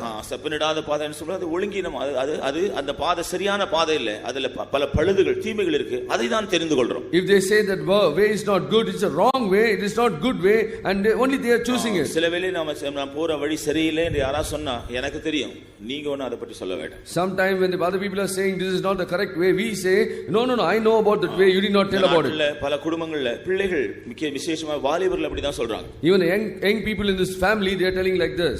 பெற்றோருடைய ஆலோசனை அவர்களுக்கு மிகவும் கசப்பா இருக்கு. The counsel of the parents are very much bitter. எங்களுக்கு நல்லா தெரியும், சும்மா நீங்க எங்க காரியத்துல இன்டர்ஃபியர் பண்ணி டிஸ்டர்ப் பண்ணாதீங்க. Be calm, I know everything, do not interfere in my way. அவங்க செப்பரேட்டான பாதையில போயிட்டு இருப்பாங்க, ஆனா தாய் தகப்பன் திருத்த கூடாது. They are going in a wrong way which is not correct, but the parents should not correct them. நம்முடைய ஜீவியத்துல அப்படி இருந்தா நம்முடைய ஜீவியத்தில் இடர்கள் வரும் என்று நாம் வேதத்துல படிக்கிறோம். If in our life we are walking like that, in the Bible we read that we be offended. நாம கர்த்தரை மறந்து பல தீமைகளை செய்து கொண்டிருக்கிறோமா? Are we forgetting the Lord and doing evil things? சரி, தீமைகளை செய்தோம், செய்தது பற்றி நமக்கு ஒரு மனஸ்தாபம் வந்து மனம் திரும்புகிறோமா? Are we getting a conviction? Are we convicted because of those evil things? இல்லாவிட்டா நம்முடைய ஜீவியத்தில் வருகிற இடர்களிலிருந்து நாம் தப்பவே முடியாது. Or else we cannot be escaping the offenses come into our life. கர்த்தருக்கு ஸ்தோத்திரம். Praise the Lord. நம்முடைய ஜெப ஜீவியத்தை நாம் சரியா பாதுகாக்கிறோமா? Are we keeping our prayer life properly? நம்முடைய தனி ஜெபம், in our personal prayer, நம்முடைய குடும்ப ஜெபங்கள், our family prayer, விசுவாச வீட்டில் ஊழியக்காரர்கள் தனி ஜெபங்கள், பொது ஜெபங்கள், and the workers of God in the believer in the faith home, the personal prayer and the family prayer. நம்முடைய ஜெபங்களை நாம ஜெப ஜீவியத்தை பாதுகாக்கிறோமா? Are we keeping our prayer life? தேவ சமூகத்துக்கு நாம் முக்கியத்துவம் கொடுக்கிறோமா? Are we giving importance to the presence of God? அந்த அனுபவங்கள் இல்லாவிட்டா இப்ப ஒருவேளை பீக்ல இருக்கலாம், maybe நாட்களுக்குள்ள நாம இடறி போய் இல்லாமல் போயிரோம். If you do not have those experiences, maybe we are in the peak, but after a few days you may be offended. கர்த்தருக்கு ஸ்தோத்திரம். Praise the Lord. அதேபோல நம்முடைய வழிகள் செப்பனிட்ட வழிகளா அல்லது செப்பனிடாத வழிகளா? Are our ways repaired and correct, or they are not unrepaired ways? சங்கீதக்காரன் சொல்கிறார், the psalmist says, நல்ல மனுஷனுடைய நடைகளை கர்த்தர் உறுதிப்படுத்துகிறார், செப்பனிடுகிறார். God will confirm the ways of orders. God orders the ways of the right man. கர்த்தருக்கு ஸ்தோத்திரம். Praise the Lord. நல்ல மனுஷனுடைய வழிகளை கர்த்தர் உறுதிப்படுத்த ஆர்டர் பண்றார் அல்லது அதை ஒழுங்குபடுத்துகிறார். God is ordering the way of a good man. அந்த வழியில அவன் போகும்போது அந்த வழியில கர்த்தர் பிரியமா இருக்கிறார் என்று சொல்றார். When a man is walking in that way, God will be pleased. கர்த்தருக்கு ஸ்தோத்திரம். Praise the Lord. நம்முடைய வழிகள் எப்படி இருக்கிறது? How are our ways? தேவனால ஒழுங்குபடுத்தப்பட்ட வழிகள் நம்முடைய வழிகளா அல்லது செப்பனிடாத வழிகள் நம்முடைய வழிகளா? Are our ways being ordered by God, or are they not correct ways? நம்முடைய வழிகள் செப்பனிடாத வழிகளா இருந்தா போகும்போது நல்லா இருக்கும், அதன் போய் இடர்கள் வந்து நாம திரும்பி விழுந்து போனால் எழும்ப முடியாது. If our ways are not ordered by God or repaired by God, maybe it is good in walking it, but after a few days it will be offending us. Praise the Lord. இரண்டாவதாக, secondly, எரேமியா 50ஆம் அதிகாரம் 32ஆம் வசனத்தை படிக்கும் பொழுது, when you read Jeremiah 50 verse 32, வசனம் படிங்க சீக்கிரம். இடமுள்ளவன் இடறி விழுவான். போதும். The most proud shall fall. The most proud shall stumble and fall. Stumble and fall. அவ இடும்புள்ளவன் தமிழ்ல சொல்லிருக்கு, பெருமையுள்ளவன் இடறி விழுவான். The most proud shall stumble and fall. கர்த்தருக்கு ஸ்தோத்திரம். Praise the Lord. நம்முடைய ஜீவிதத்திலே பெருமை இருக்கா, தாழ்மை இருக்கா? Do we have proud or we have humble? சில வேளையில நாம் தாழ்மையை நினைத்துக் கொள்கிறோம், ஆனா நம்முடைய ஜீவிதத்திலே பெருமை இருக்கு. We think that we are humble in our life, but we are proud. அப்போஸ்தலனாகிய பேதுரு, அப்போஸ்தலனாகிய பவுலும் இந்த பெருமையை பற்றி சொல்றதை நாம் பார்க்கிறோம். Saint Peter and Saint Paul talks about this proud. அப்போஸ்தலனாகிய யாக்கோபு, அப்போஸ்தலனாகிய பேதுரு பெருமையை பற்றி சொல்கிறார். James and Peter, they talk about the pride. பெருமை உள்ளவனுக்கு தேவன் கர்த்தர் எதிர்த்து நிற்கிறார் என்று சொல்கிறார். God resists the proud. அப்ப இந்த பெருமை என்று சொல்லும் பொழுது அவர்கள் குறிப்பிடுகிற காரியத்தை நாம் பார்க்கும் பொழுது, when you read about this proud and all the things they do, யாக்கோபு 4ஆம் அதிகாரம் 5ஆம் 6ஆம் வசனங்களை நாம் பார்க்கிறோம். when you read James chapter 4 verse 4, ஆகையால் நீங்கள் தேவனுக்கு கீழ்ப்படிந்திருங்கள், பிசாசுக்கு எதிர்த்து நில்லுங்கள். Therefore you should be humble unto the Lord and resist Satan. கர்த்தருக்கு ஸ்தோத்திரம். Praise the Lord. தேவனுக்கு கீழ்ப்படிந்திருங்கள், பிசாசுக்கு எதிர்த்து நில்லுங்கள். Obey God and resist Satan. ஏனென்றால் பெருமையுள்ளவர்களுக்கு தேவன் எதிர்த்து நிற்கிறார். Because God resists the humble. இந்த இடத்துல பெருமை என்று சொன்னா அதன் அர்த்தம் என்ன? What do you mean by the proud here? தேவனுக்கு கீழ்ப்படியாதவர்கள். Not obeying God. தேவனுடைய ஆலோசனைக்கு கீழ்ப்படியாதவர்கள். Not obeying the counsel of God. தேவனுடைய பிரமாணங்களுக்கு கீழ்ப்படியாதவர்கள். Not obeying the commandments of God. தேவனுடைய சத்தத்துக்கு கீழ்ப்படியாதவர்கள். Not hearing the voice of God. தேவனுடைய எச்சரிப்புக்கும் கீழ்ப்படியாதவர்கள். Not obeying the warnings of God. கர்த்தருக்கு ஸ்தோத்திரம். Praise the Lord. நம்முடைய ஜீவியத்தில் அப்படிப்பட்ட கீழ்ப்படியாம இருந்தா நாம் தான் பெருமை உள்ளவர்கள். Then if you do not have a disobedience in your life, you are the proud people. அப்படினா நிச்சயமா நாம் ஒரு நாள் இடறி விழ வேண்டும். One day we will have to be offended. அல்லது அடிக்கடி நம்முடைய ஜீவியத்தில் இடர்கள் வந்து கொண்டே இருக்கும். And all offenses will be coming in our life frequently. நீங்க வேதத்தில் சொல்லிருக்கு, பெருமை உள்ளவன் இடறி விழுவான். Therefore the Bible says that those who are proud will stumble and fall. பேதுரு போய் சொல்லும் பொழுது, when Peter says, முதலாம் பேதுரு 5ஆம் அதிகாரம் 5ஆம் வசனத்துல சொல்றார், in 1 Peter chapter 5 verse 5, நீங்கள் ஒருவருக்கொருவர் கீழ்ப்படிந்து மனத்தால் மனத்தாழ்மை அணிந்து கொள்ளுங்கள். And you should obey one another and you should have humility in heart. சொல்லிட்டு அடுத்த வசனம் அதன் பின்பு சொல்றார் பெருமையுள்ளவர்களுக்கு தேவன் எதிர்த்து நிற்கிறார். And after that he says God resisted the proud. கர்த்தருக்கு ஸ்தோத்திரம். Praise the Lord. அப்படினா இந்த இடத்துல பேதுரு சொல்ற பெருமை என்ற அர்த்தம் என்ன? Now what is the proud that Peter mentions here? ஒருவருக்கு ஒருவர் கீழ்ப்படிவது. You have to be subject one to another. ஒருவருக்கு ஒருவர் கீழ்ப்படிய வேண்டும் என்றால் எப்படி இருக்க வேண்டும்? How should we obeying one another? ஒன்றாக இருக்க வேண்டும், ஐக்கியமா இருக்கணும். அப்பதான் ஒருவருக்கு ஒருவர் கீழ்ப்படிய முடியும். You have to be in unity, then only you can obey one another. தேவனுடைய ஜனங்களாகிய நாம ஒரு மனமாக ஐக்கியமாய் ஜீவிக்க முடியாவிட்டா ஒருவருக்கு ஒருவர் கீழ்ப்படிய முடியாது. If you are the people of God cannot live in unity and we cannot be obeying one another.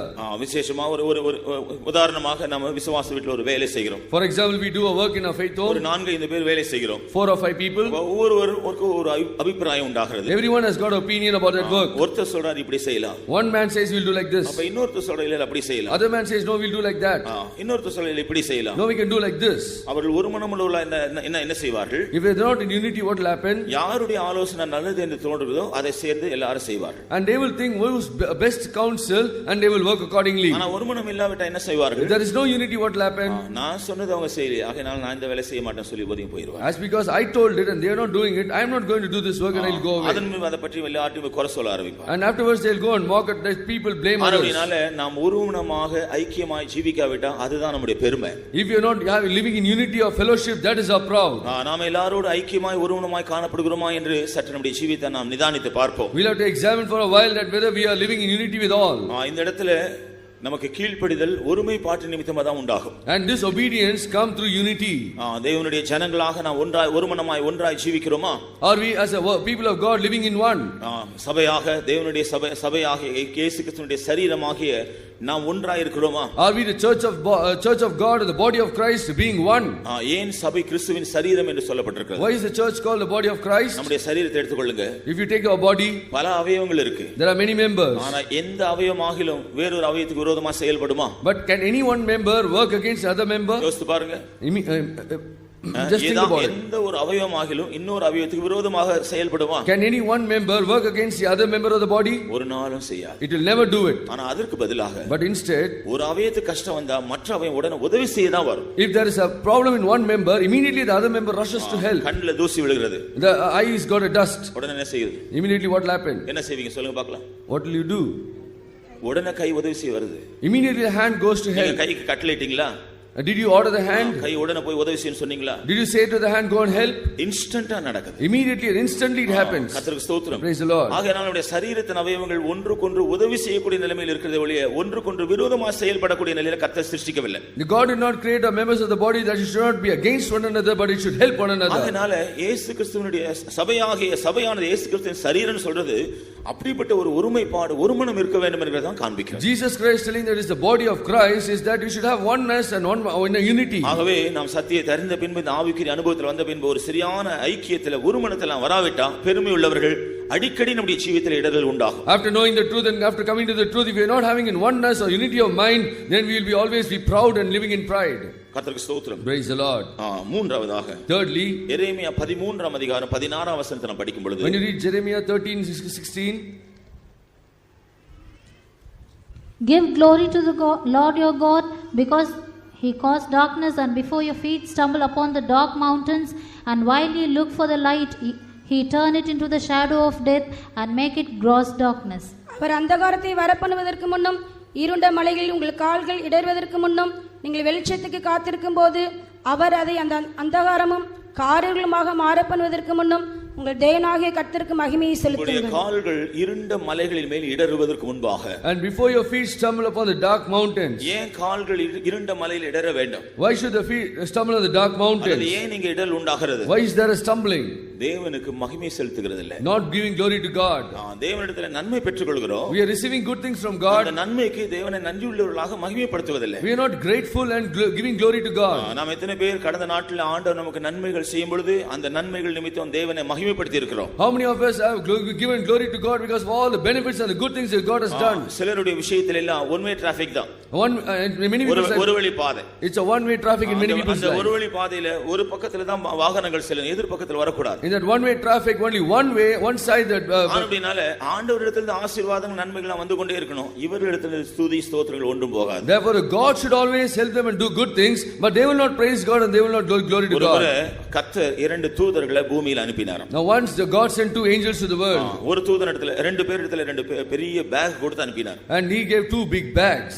ஒரு தூதன் இடத்துல சொன்னா, one angel he said, என்னை துதித்து மகிமைப்படுத்துறவர்கள், என்னை துதிக்கிறவருடைய துதிகள் எல்லாம் அந்த ஸ்தோத்திரங்கள் எல்லாம் நீ ஒரு பேக்ல கலெக்ட் பண்ணிட்டு வா ஒரு தூதன் கிட்ட சொன்னார். One angel he commanded, gather all the praises of our people and put into the bag. வேறொரு தூதன் கிட்ட சொன்னாராம், another angel he said, இந்த ஜனங்கள் என்னை நோக்கி வேண்டிக்கொண்டவருடைய வேண்டுதல்களை எல்லாம் நீ இந்த பேக்ல கலெக்ட் பண்ணிட்டு வா. And also all my supplications you collect in this bag and bring it to me. இரண்டு தூதர்களும் போயிட்டு திரும்பி தேவ சமூகத்தில் வந்தார்கள். After going to the 2 angels came to the presence of God. ஒரு பேக் அப்படியே நிரம்பி வழியுது, இன்னொரு பேக் அப்படியே காலியாவே தான் இருக்கு. One bag was overflowing but the other bag was empty.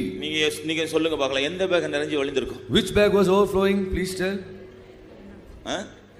அதான் உங்களுடைய அனுபவம். ஆகையால் தான் அனுபவம் இருதயத்தை நிறைவினால் வாய் பேசுகிறது. That is the experience and therefore the heart is speaking out of the mouth. நம்முடைய ஜீவிதத்துல ஜெபம் பண்றதுக்கு ஆண்டவர் இதை செய்ய அதை செய்ய இதை செய்ய எக்கச்சக்கமா நம்ம ஆண்டவர்ட்ட சொல்லிட்டே இருப்போம். We are always telling the Lord, do this in my life, do that in my life, Lord, you have to do it. ஆனா ஸ்தோத்திரம் பண்றது கிடையாது. But not praising God.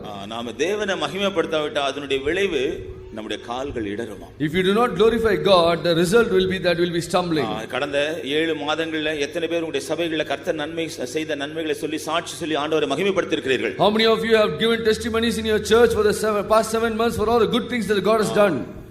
எத்தனை பேர் மகிமைப்படுத்தி கை உயர்த்துங்க பார்க்கலாம். Please raise your hand. பாருங்க, இங்க இருக்கிறதுல பாதி கூட இல்ல.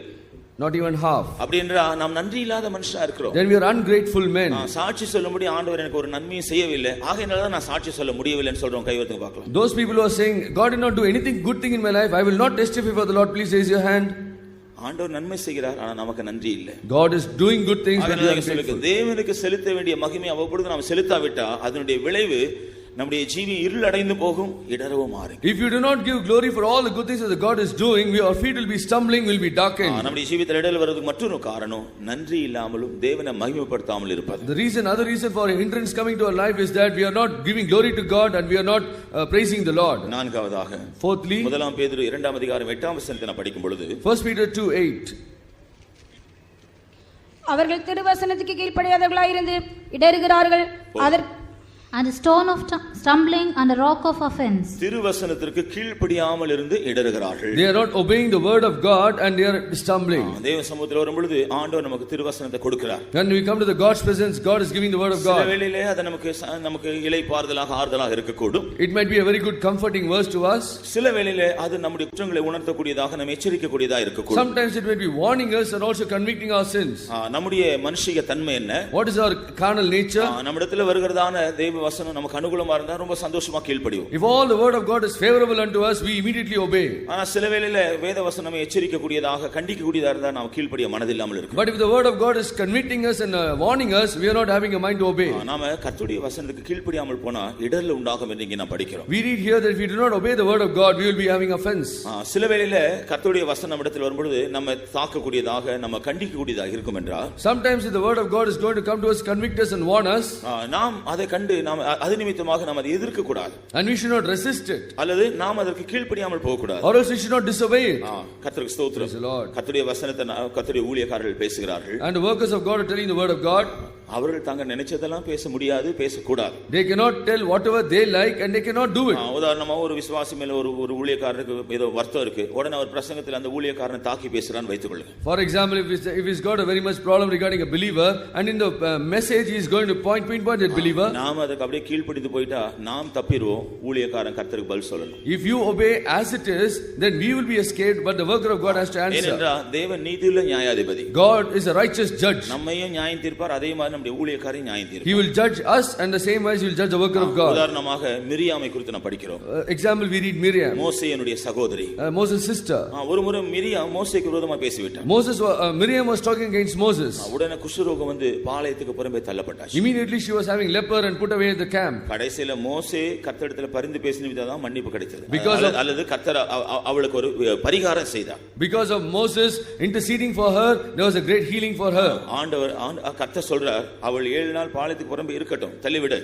God says for 7 days she should be outside the camp. கர்த்தருக்கு ஸ்தோத்திரம். Praise the Lord. ஆனா அதே வேளையில பிந்தி நாட்ல மோசேயின் ஜீவிதத்தில் ஒரு தவறு வந்துச்சு. At the same time afterwards there was a wrong in Moses. ஜனங்கள் தண்ணீர் கேட்ட வேளையில ஆண்டவர் கண்மலை பார்த்து பேசி சொன்னார். ஆனா அந்த ஜனங்கள் கொடுத்த டென்ஷன்ல பேசாம அடிச்சிட்டார். At the time when people are asking for water, because of the tension, Moses smote the rock, but God told to speak to the rock. ஒரு காலத்துல மோசேக்காக நியாயம் செய்த கர்த்தர் இப்பொழுது மோசேக்கே அவர் நியாயம் தீர்க்கிறார். Now once upon a time God was very much judging unto Moses for Moses, but now he is judging Moses. மோசேக்கு சொன்னார், இந்த ஜனங்களுக்கு முன்பாக நீ பரிசுத்தப்படுத்த என்னை பரிசுத்தம் பண்ணவில்லை, நீ கானானுக்கு போக முடியாது. Before my people you have not honored me and you have not made holy to me, you will not go to Canaan. மோசே இந்த கடைசி நாட்ல ஆண்டவர்ட்ட மிகவும் ஒரு ரிக்வெஸ்ட் கேக்குறான். At the end of the time he is asking request to the Lord. நான் போய் பார்த்துட்டு வந்துறேன். Lord, I'll go and see it and come. ஆண்டவர் என்ன சொன்னார்? What did the Lord say? அத பற்றி பேசவே பேசாத. You should never talk about it. அப்படினால கர்த்தர் நீதியில நியாயாதிபதி. God is a righteous judge. ஆகவே நாம் பயப்பட வேண்டிய அவசியமே இல்லை. We should not be afraid. ஒருவேளை ஊழியக்காரர்கள் தவறாக ஏதாவது சொன்னால் நாம் கீழ்ப்படிந்து விடுவோம். கர்த்தர் நம்மை பாதுகாப்பார். ஊழியக்காரர் கண்டிப்பா பதில் சொல்லியாகும். Maybe my mistake, the workers of God will tell it, we will obey it, but the God will take care of the workers. ஆனா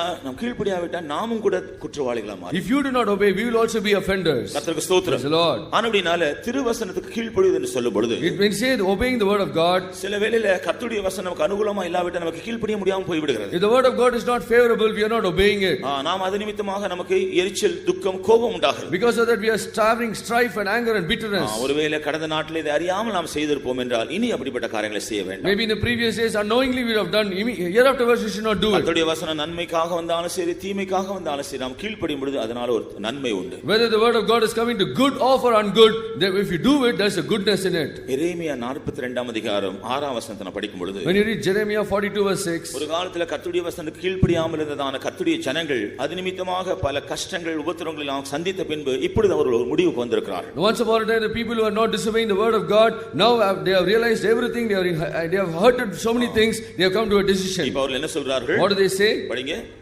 அது நன்மையானாலும் தீமையானாலும் சரி, எங்கள் தேவனாகிய கர்த்தரின் சத்தத்துக்கு நாங்கள் கீழ்ப்படிவதனால் எங்களுக்கு நன்மை உண்டாகும்படி. பாருங்க, அது நன்மையானாலும் தீமையானாலும் சரி, whether it be good or whether it be evil, எங்களுடைய தேவனாகிய கர்த்தருடைய சத்தத்துக்கு கீழ்ப்படிவதனால் எங்களுக்கு நன்மை உண்டாகும். we will obey the voice of the Lord our God to whom he sent thee, to be good to us. கர்த்தருடைய வசனம், வேத வசனம் கர்த்தருடைய வசனம். The word of God is the word of the Bible is the word of God. அதனால நன்மை உண்டாலும் அது நன்மைதான், தீமையா இருந்தாலும் அது நன்மையாக மாறும். Whether it be good it will be good, whether it be evil it will also change to good. கர்த்தருடைய வசனம் கீழ்ப்படியாவிட்டா நம்முடைய ஜீவியம் இடறலில் முடியும். But if we disobey the word of God, there will be offense in us. கர்த்தருக்கு ஸ்தோத்திரம். Praise the Lord. மத்தேயு விசேஷம் 15 அதிகாரம் 12 வசனத்தை படிக்கும் பொழுது Matthew's Gospel 15 verse 12. அப்பொழுது அவருடைய சீஷர்கள் அவரிடத்தில் வந்து பரிசேயர் இந்த வசனத்தை கேட்டு இடரல் அடைந்தார்கள் என்று அறிவீரா என்றார்கள். அடுத்த வசனம். அவர் பிரதியுத்தரமாக, என் பரமபிதா நடாத நாற்றெல்லாம் வேரோடே பிடுங்கப்படும். Then came his disciples and said unto him, Knowest thou that the Pharisees were offended after they heard this saying? But he answered and said, Every plant which my heavenly Father hath not planted shall be rooted up. கர்த்தராகிய இயேசு கிறிஸ்து பல சமயங்களில் சொன்ன வார்த்தைகள்னால பரிசேயர்கள் அடிக்கடி இடறல் அடைந்தார்கள். Because of the words that Jesus told very often to the Pharisees very much offended. இந்த அதிகாரத்திலும் கூட இயேசு சொன்னதான சில வார்த்தைகள் மூலமாக பரிசேயர் இடறல் அடைந்தார்கள் என்று சொல்லி சீஷர்கள் வந்து இயேசுவுக்கு சொன்னார். Now disciples are coming to Jesus and saying, because of these verses mentioned in this chapter, the Pharisees were offended. அப்ப இயேசு என்ன சொன்னார்? What did Jesus say? என் பரமபிதாவினால் நடப்படாத நாற்றெல்லாம் வேரோடு பிடுங்கப்படும். Every plant which my heavenly Father hath not planted shall be rooted up. இதிலிருந்து நாம் என்ன விளங்கிக் கொள்கிறோம்? What do we understand? நாம் தேவனால நடப்பட்டதான ஒரு நாற்றாக இல்லாவிட்டா சில வேளையில நாம் கேட்கிற வார்த்தைகள் நம்ம இடற செய்து கடைசியில தேவன் நம்மை பிடுங்கி எறிவதற்கு ஏற்றவாய் மாற்றிவிடும். If you are not a plant that is being planted by the heavenly Father or God, because of the words that we hear, we will be offended and will be rooted out. தேவனால நாம் நடப்பட்டிருக்கிறோமா என்கிறதை நாம் விளங்கிக் கொள்ள வேண்டும். We have to understand whether we are planted by God. நாம் இந்த விசுவாசத்துல சபையில சில வருஷங்கள் இருக்கிறதுனால பெரிய விசேஷம் இல்ல. It is not a speciality of being for so many years in the faith of the church. தேவனால நாம பரிசுத்தவான் கர்த்தருடைய வீட்டிலே பரிசுத்தவானுடைய சபையில ஐக்கியத்துல நாம் நாட்டப்பட்டிருந்தா மாத்திரம்தான்.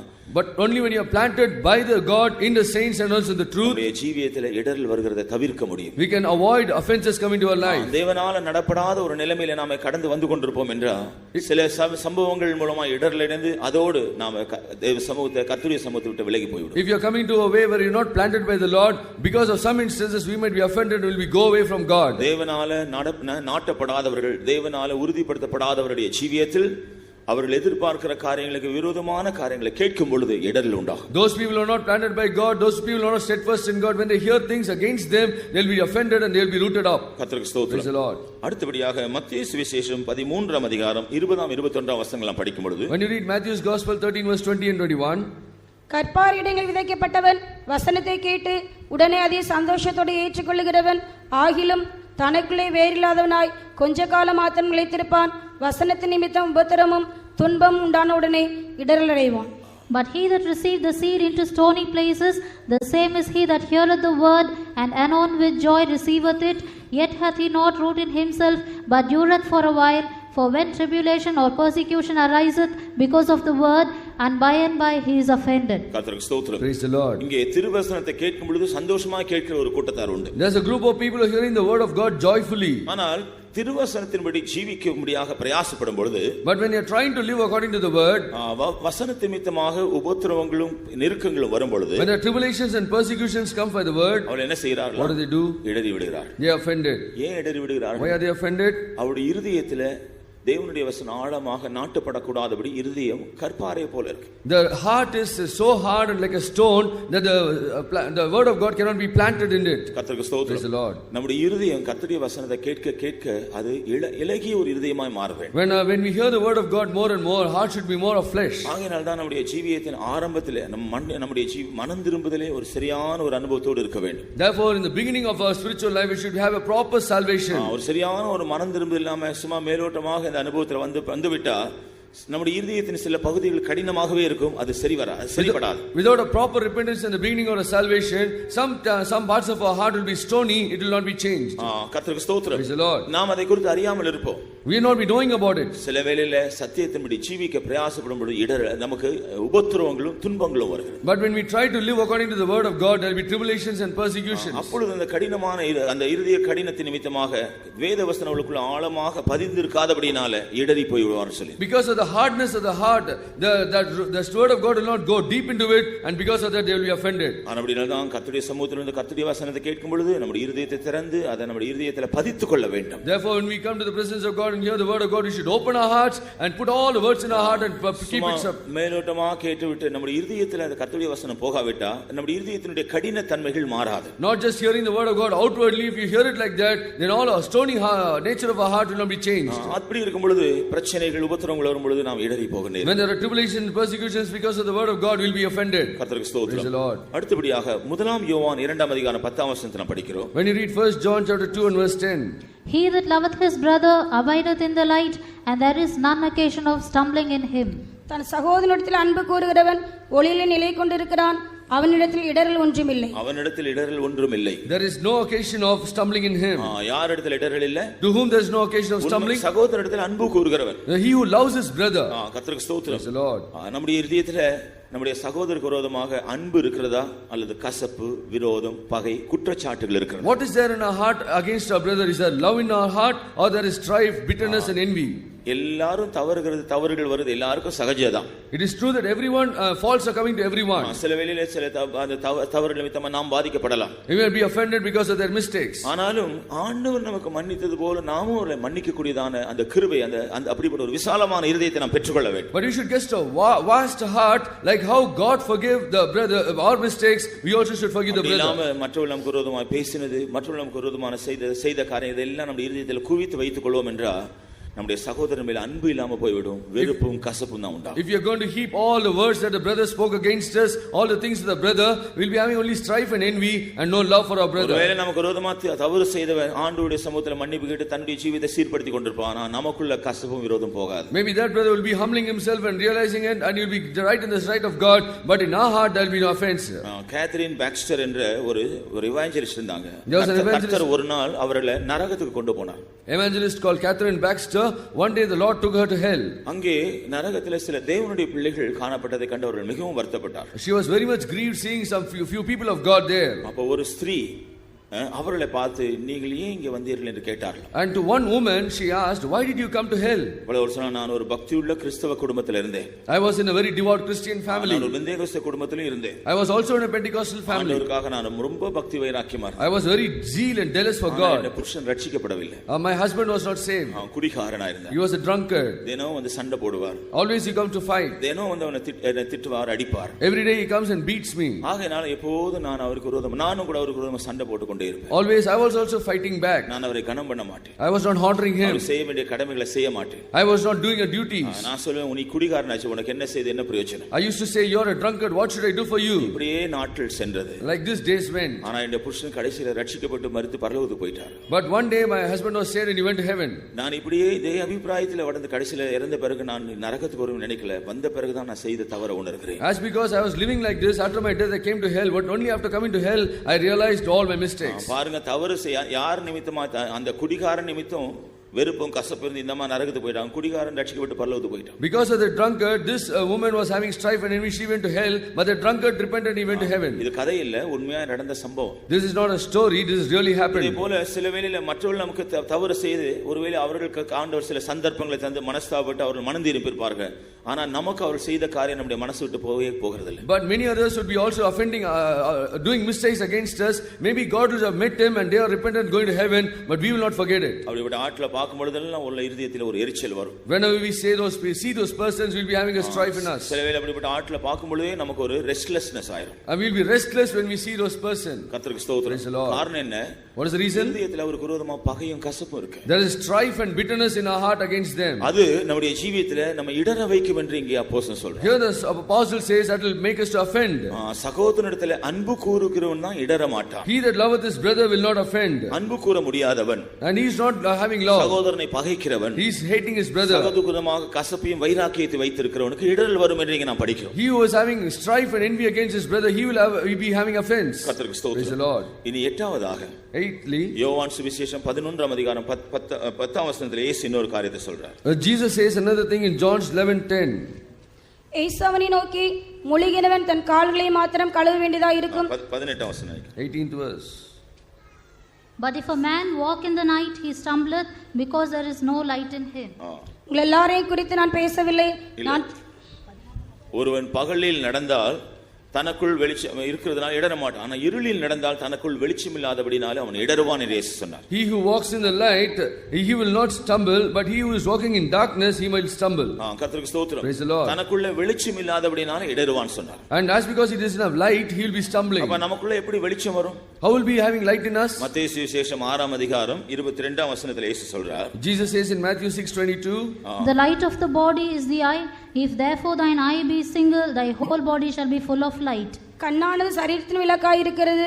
உன் கண் தெளிவாய் இருந்தால் உன் சரீரம் முழுவதும் வெளிச்சமாயிருக்கும். உன் கண் தெளிவாய் இருந்தால் உன்னுடைய சரீரம் வெளிச்சமாயிருக்கும். If your eye be single or having sight, then the whole body will be full of light. நமக்குள்ள வெளிச்சம் எப்படி உண்டாகிறது? How is light in our body? தெளிவான கண் இருந்தால், a very clear eye. கண்ணானது சரீரத்தின் விளக்காய் இருக்கிறது இயேசு சொன்னார். Jesus said eye is the light of our body. அது எதை காண்பிக்கிறது? What does it show? நமக்கு இருக்க வேண்டிய ஒரு சரியான ஆவிக்குரிய தரிசனத்தை காண்பிக்கிறது. That shows a proper spiritual vision. தேவனுடைய பிள்ளைகளாக நம்முடைய ஜீவியத்தில் ஒரு சரியான ஆவிக்குரிய தரிசனம் இருந்தா நமக்குள்ள வெளிச்சம் இருக்கு. We are the children of God. When we have a spiritual vision, we have light in us. நமக்குள்ள தரிசனம் இல்லாவிட்டா நமக்குள்ள இருள் தான் இருக்கிறது. If you do not have vision, we are only darkened. இந்த நாட்களில் நாம் நம்முடைய ஜீவியத்தை நிதானித்து பார்க்க வேண்டும். Let us all examine our life in these days. நமக்கு ஒரு சரியான ஆவிக்குரிய தரிசனம் இருக்கிறதா? Do you have a proper spiritual vision? நாம் ஆபிரகாமை குறித்தும் அவனோடு அந்த லோத்தை குறித்து நான் படிக்கிறோம். We read about Abraham and about Lot. கர்த்தர் ஆபிரகாமை சந்தித்த பொழுது மகிமையின் தேவனாக சந்தித்தார். God met Abraham as a glorious God. அன்று முதல் ஆபிரகாமுக்கு ஒரு தரிசனம் கிடைத்தது. On that day Abraham had a vision. அந்த தரிசனத்தின்படி தேவனுக்கு கீழ்ப்படிந்து அவன் போய் கொண்டே இருந்தான். By that vision he was always obeying God and walking. தேவன் கர்த்தர் சொன்னார், உன்னுடைய தகப்பன் வீட்டையும் உன்னுடைய இனத்தையும் ஜனத்தையும் எல்லாம் விட்டுவிட்டு நீ வெளியே வா, நான் வேறு ஒரு தேசத்துக்கு உன்னை கொண்டு போகிறேன். God said, leave all your father's house, your kith and kin, and I will take you to another land. ஒன்றுமே தெரியாமல் இருந்தாலும் உடனே கீழ்ப்படிந்து புறப்பட்டு வந்தான். He did not know anything about it, but immediately obeyed and went. லோத்தும் கூட அவனோடு கூட சேர்ந்து வந்தான். Even Lot also came together. ஆனால் ஆபிரகாமை போல லோத்தின் அனுபவம் இருக்கவில்லை. But Lot's experience was not like Abraham. அப்படினா என்ன நடந்தது? What happened? கொஞ்ச நாட்கள் இருவரும் ஒன்றாக சேர்ந்து சென்றார்கள். For a few days they were both going together. அதன் பின்பு இருவருடைய மந்தை மேய்ப்பருக்கு வாக்குவாதம் வந்தது. There was a quarrel between the herdsmen. கர்த்தருக்கு ஸ்தோத்திரம். Praise the Lord. ஆபிரகாம் சொன்னா, நாம் சகோதரர்கள், நாம் ஏன் வாக்குவாதம் செய்யணும்?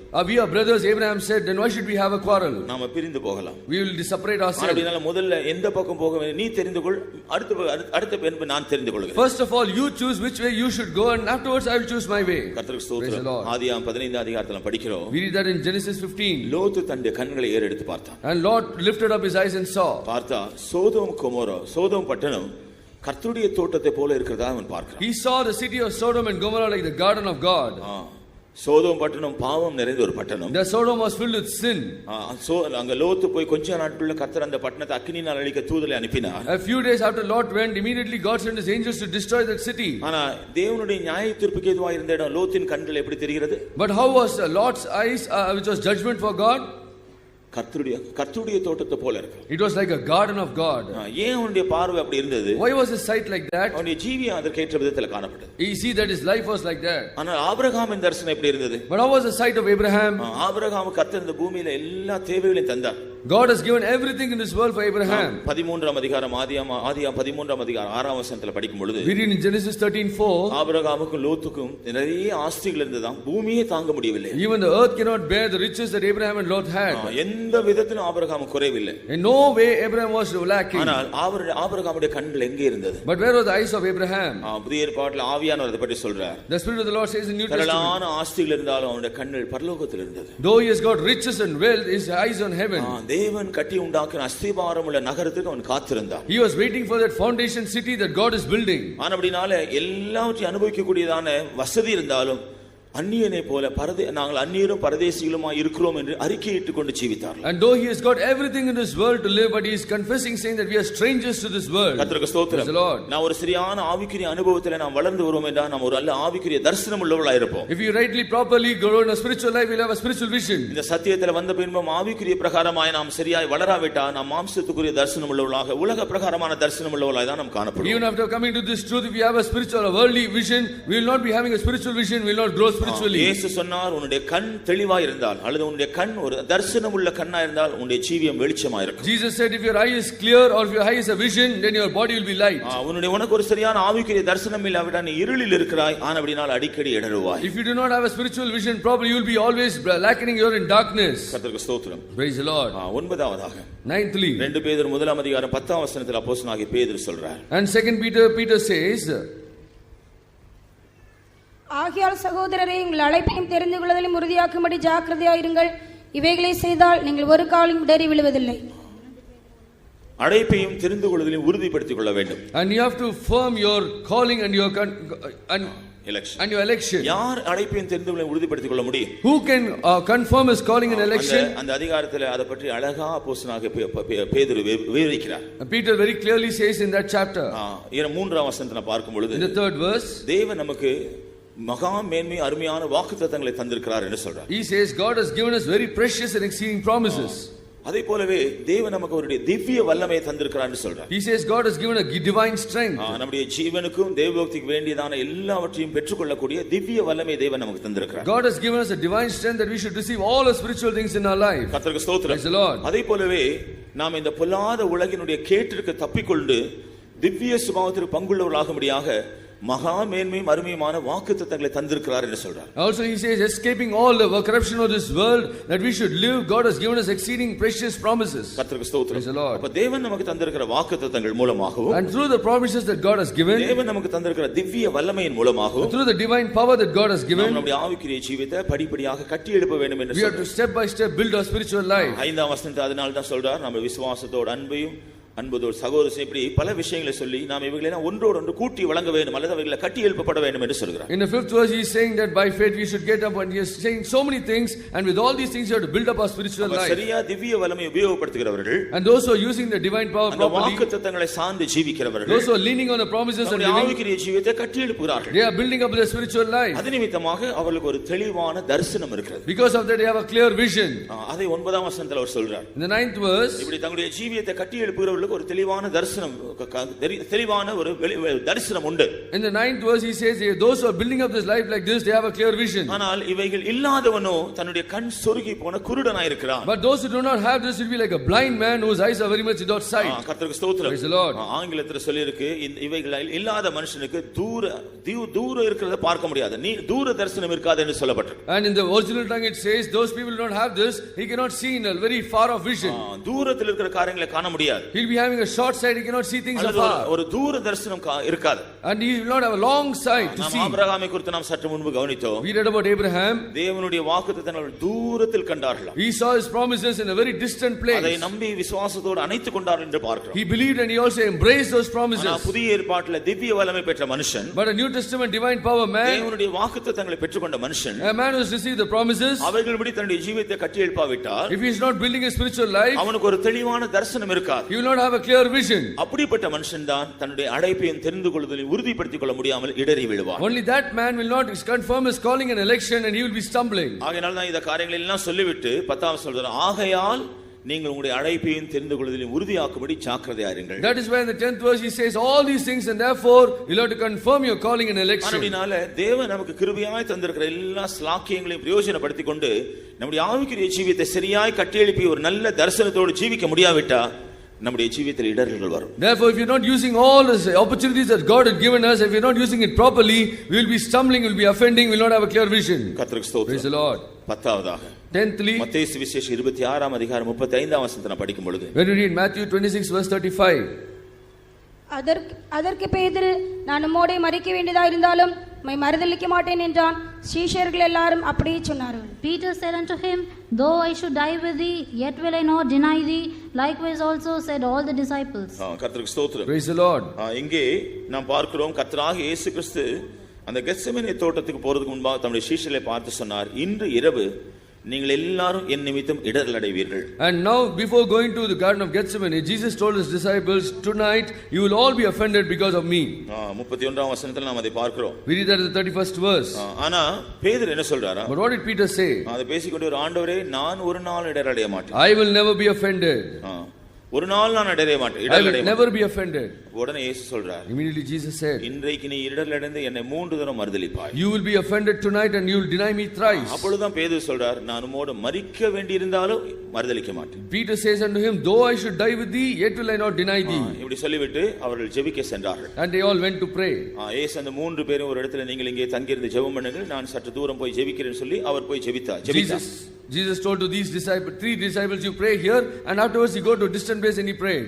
அவர் ஜெபித்துவிட்டு திரும்பி வந்து பார்த்தா இவர்கள் தூங்கிக் கொண்டிருக்கிறார். And when he came back after praying, he saw that they were sleeping. இயேசு சொன்னார், 1 மணி நேரமாக என்னோடு கூட விழித்திருக்க கூடாதா? And will you not tarry me just for even 1 hour? நீங்கள் சோதனைக்கு உட்படாதபடி விழித்து ஜெபம் பண்ணுங்கள். And you should watch and tarry and pray that you should escape this corruption. ஆனாலும் கூட அவருடைய கண்கள் நித்திரை மயக்கமா இருந்து தூக்கத்தில் தான் இருந்தாங்க. But as because their eyes were all slumbering, they were filled with sleep. ஒரு பெரிய சோதனை அவர்கள் சந்திக்க வேண்டியிருந்தது. They have to meet a great trial. அதுதான் இயேசு கிறிஸ்து காட்டி கொடுக்கப்பட்டு அவர்களை விட்டு பிரிக்கப்படுற சோதனை. The reason is that Jesus has to be betrayed and they have to be separated. இயேசு கூட சத்துருக்களுடைய கையில ஒப்பு கொடுக்கப்படக்கூடிய ஒரு சோதனையை சந்திக்க வேண்டியிருந்தது. The temptation of Jesus being given into the hands of the enemy. இயேசு ஜெபித்தார். Jesus prayed. சீஷர்கள் ஜெபிக்கவில்லை. Disciples did not pray. ஆனா அப்படினால சோதனைகளை சந்தித்த பொழுது, when the temptation came, இயேசு இடறி போகவில்லை. Jesus was not offended. தன்னை பிடிக்கிறவர் வந்த பொழுது நான் தான் என்று சொல்லி அவர் சொல்றார். When the people came to catch him, he said, I am.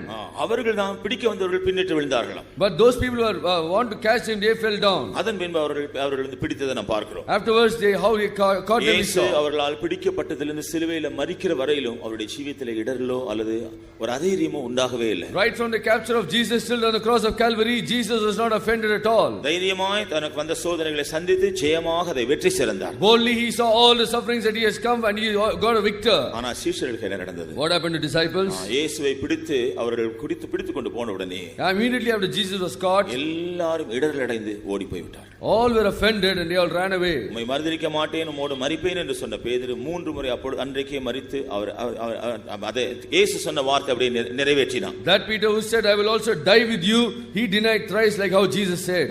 இடறி போன காரணம் என்ன? What is the reason for offense? ஜெபம் பண்ணவில்லை. No prayer. நாமும் கூட சில வேளையில் நெருக்கங்கள் சோதனைகளை கடந்து போவது நல்லா ஜெபித்து நாம் தேவனுடைய கிருபையை பலனை பெற்றுக்கொள்ள வேண்டும். Sometimes when you are going through trials and tribulations and persecutions, you should pray fervently and get the power of God. சாதாரணமாக நம்முடைய ஜெப ஜீவியத்தை பாதுகாக்கிறது ஒரு விஷயம். It is one aspect of keeping or preserving a prayer life. பிரச்சனைகளை சந்திக்கிற வேளையில சோதனைகளை சந்திக்கிற வேளையில நாம மிகவும் அதிகமாக ஜெபிக்க வேண்டும். When at the time of meeting trials and temptations, you should pray fervently. அதுதான் சோதனைகள் நிமித்தமாய் பிரச்சனை நிமித்தமாய் நாம் இடறி போகாதபடி உறுதியாக சத்தியத்திலோ கர்த்தரிலோ நிலைநிற்க நமக்கு உதவி செய்யும். That prayer will only help that we should be steadfast in the truth and in the doctrine without being offended. கர்த்தருக்கு ஸ்தோத்திரம். Praise the Lord. அப்படினால நம்முடைய பிரச்சனைகள் வேளைகள் கஷ்ட நேரங்களை ஜெபிக்காம மற்றவரிடத்தில் போய் அதை சொல்லிக்கொண்டு அப்படி இப்படி செய்து கொண்டிருந்தா நாம் இடறி போக வேண்டியிருக்கும், நிற்க முடியாது. At the time of our trial and temptation, when you are going to others and telling all about this and you are not praying, we will be offended. இப்பொழுது நாம் இடறி போவதற்கு இடரில் வரக்கூடிய சில காரணங்களை பார்த்தோம். We read about some reasons of offense. முதல்ல வெளியிருந்து வரக்கூடிய காரணங்கள் 5 காரணங்கள். And the first 5 reasons were not what the reasons. ஆனா நமக்குள்ள இருக்கிற காரணங்கள் எத்தனை? But how many reasons are there in us? 10 காரணங்கள். 10 reasons.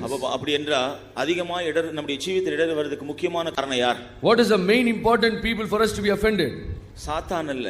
It's not Satan. மனுஷர் அல்ல. It's not men. அவர்களால் இடர் வரும்போது கர்த்தர் அதுக்கு பரிகாரம் செய்வார். When they are offended, God will give a redemption. ஜீவிதத்தில் அதிகமா இடறி போறது காரணம் நாம் தான். The reason for we offended is that we ourselves. நம்முடைய சுபாவங்கள் தான். Our characters. நம்முடைய பழக்கவழக்கங்கள் தான். Our habits. நம்முடைய அபிப்பிராயங்கள் தான். Our opinions. நம்முடைய நடவடிக்கைகள் தான். Our walks. அப்படினால இடர்ல வருவதற்கு முக்கியமான காரணம் வெளியிருந்து வர்றதான காரியங்கள் அல்ல, அதிகபட்சத்தில் நமக்குள்ள இருக்கிற காரியங்கள் அதை பார்க்கல அதிகமா இருக்கு. The reason for we offended is not that coming from externally, but internally we ourselves are the reason. ஆனா நாம் நினைச்சு கொண்டிருக்கிறது என்ன?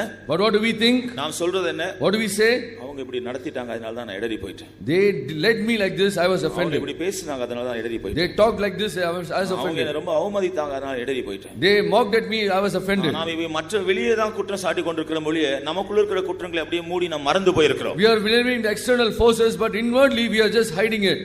கர்த்தருக்கு ஸ்தோத்திரம். Praise the Lord. அப்படினால நம்முடைய ஜீவியத்தில் இடர்ல வருவதற்கு முக்கியமான காரணம் வெளியே மற்றவர்கள் மூலமா பாதிக்கப்படுற விஷயம் இல்ல, நமக்குள்ள காணப்பட வேண்டிய சீர்படுத்தப்பட வேண்டிய अनेक காரியங்கள் தான். The most important reason for we being offended is not external forces, but we have to be correcting ourselves in many ways. கர்த்தருக்கு ஸ்தோத்திரம். Praise the Lord. அப்படினால இப்படிப்பட்ட இடரில் வருகிற அனுபவங்கள் தான் நம்முடைய ஜீவியத்தில் நாம் விடுதலை பெறாவிட்டா, if you are not getting redemption or deliverance from all the reasons that is offending us, அதற்கு ஒரு சரியான பரிகாரம் செய்யக்கூடிய ஒரு முயற்சியை நாம் எடுக்காவிட்டா, if you are not taking a proper perpetuation for doing it, அது நிமித்தமாக நம்முடைய ஜீவியத்தில் சில தீமைகள் வரும். and there will be some evils coming to us. அதனுடைய விளைவுகள் முக்கியமாக 4 விளைவுகளை நாம் பார்க்கிறோம். There are 4 results of it. மத்தேயு சுவிசேஷம் 16ஆம் அதிகாரம் 23ஆம் வசனத்துல Matthew 16:23, இயேசு கிறிஸ்து தான் பாடுபட வேண்டும், சிலுவையில் மரிக்க வேண்டும் என்று பேதுருவிடத்தில் சொன்ன பொழுது, when Jesus told that he should be offended and should cross and die on the cross of Calvary, உடனே இயேசுவை கடிந்து கொள்றார். immediately Peter was very much ஆண்டவரே offended. இதெல்லாம் உமக்கு நடக்க கூடாது.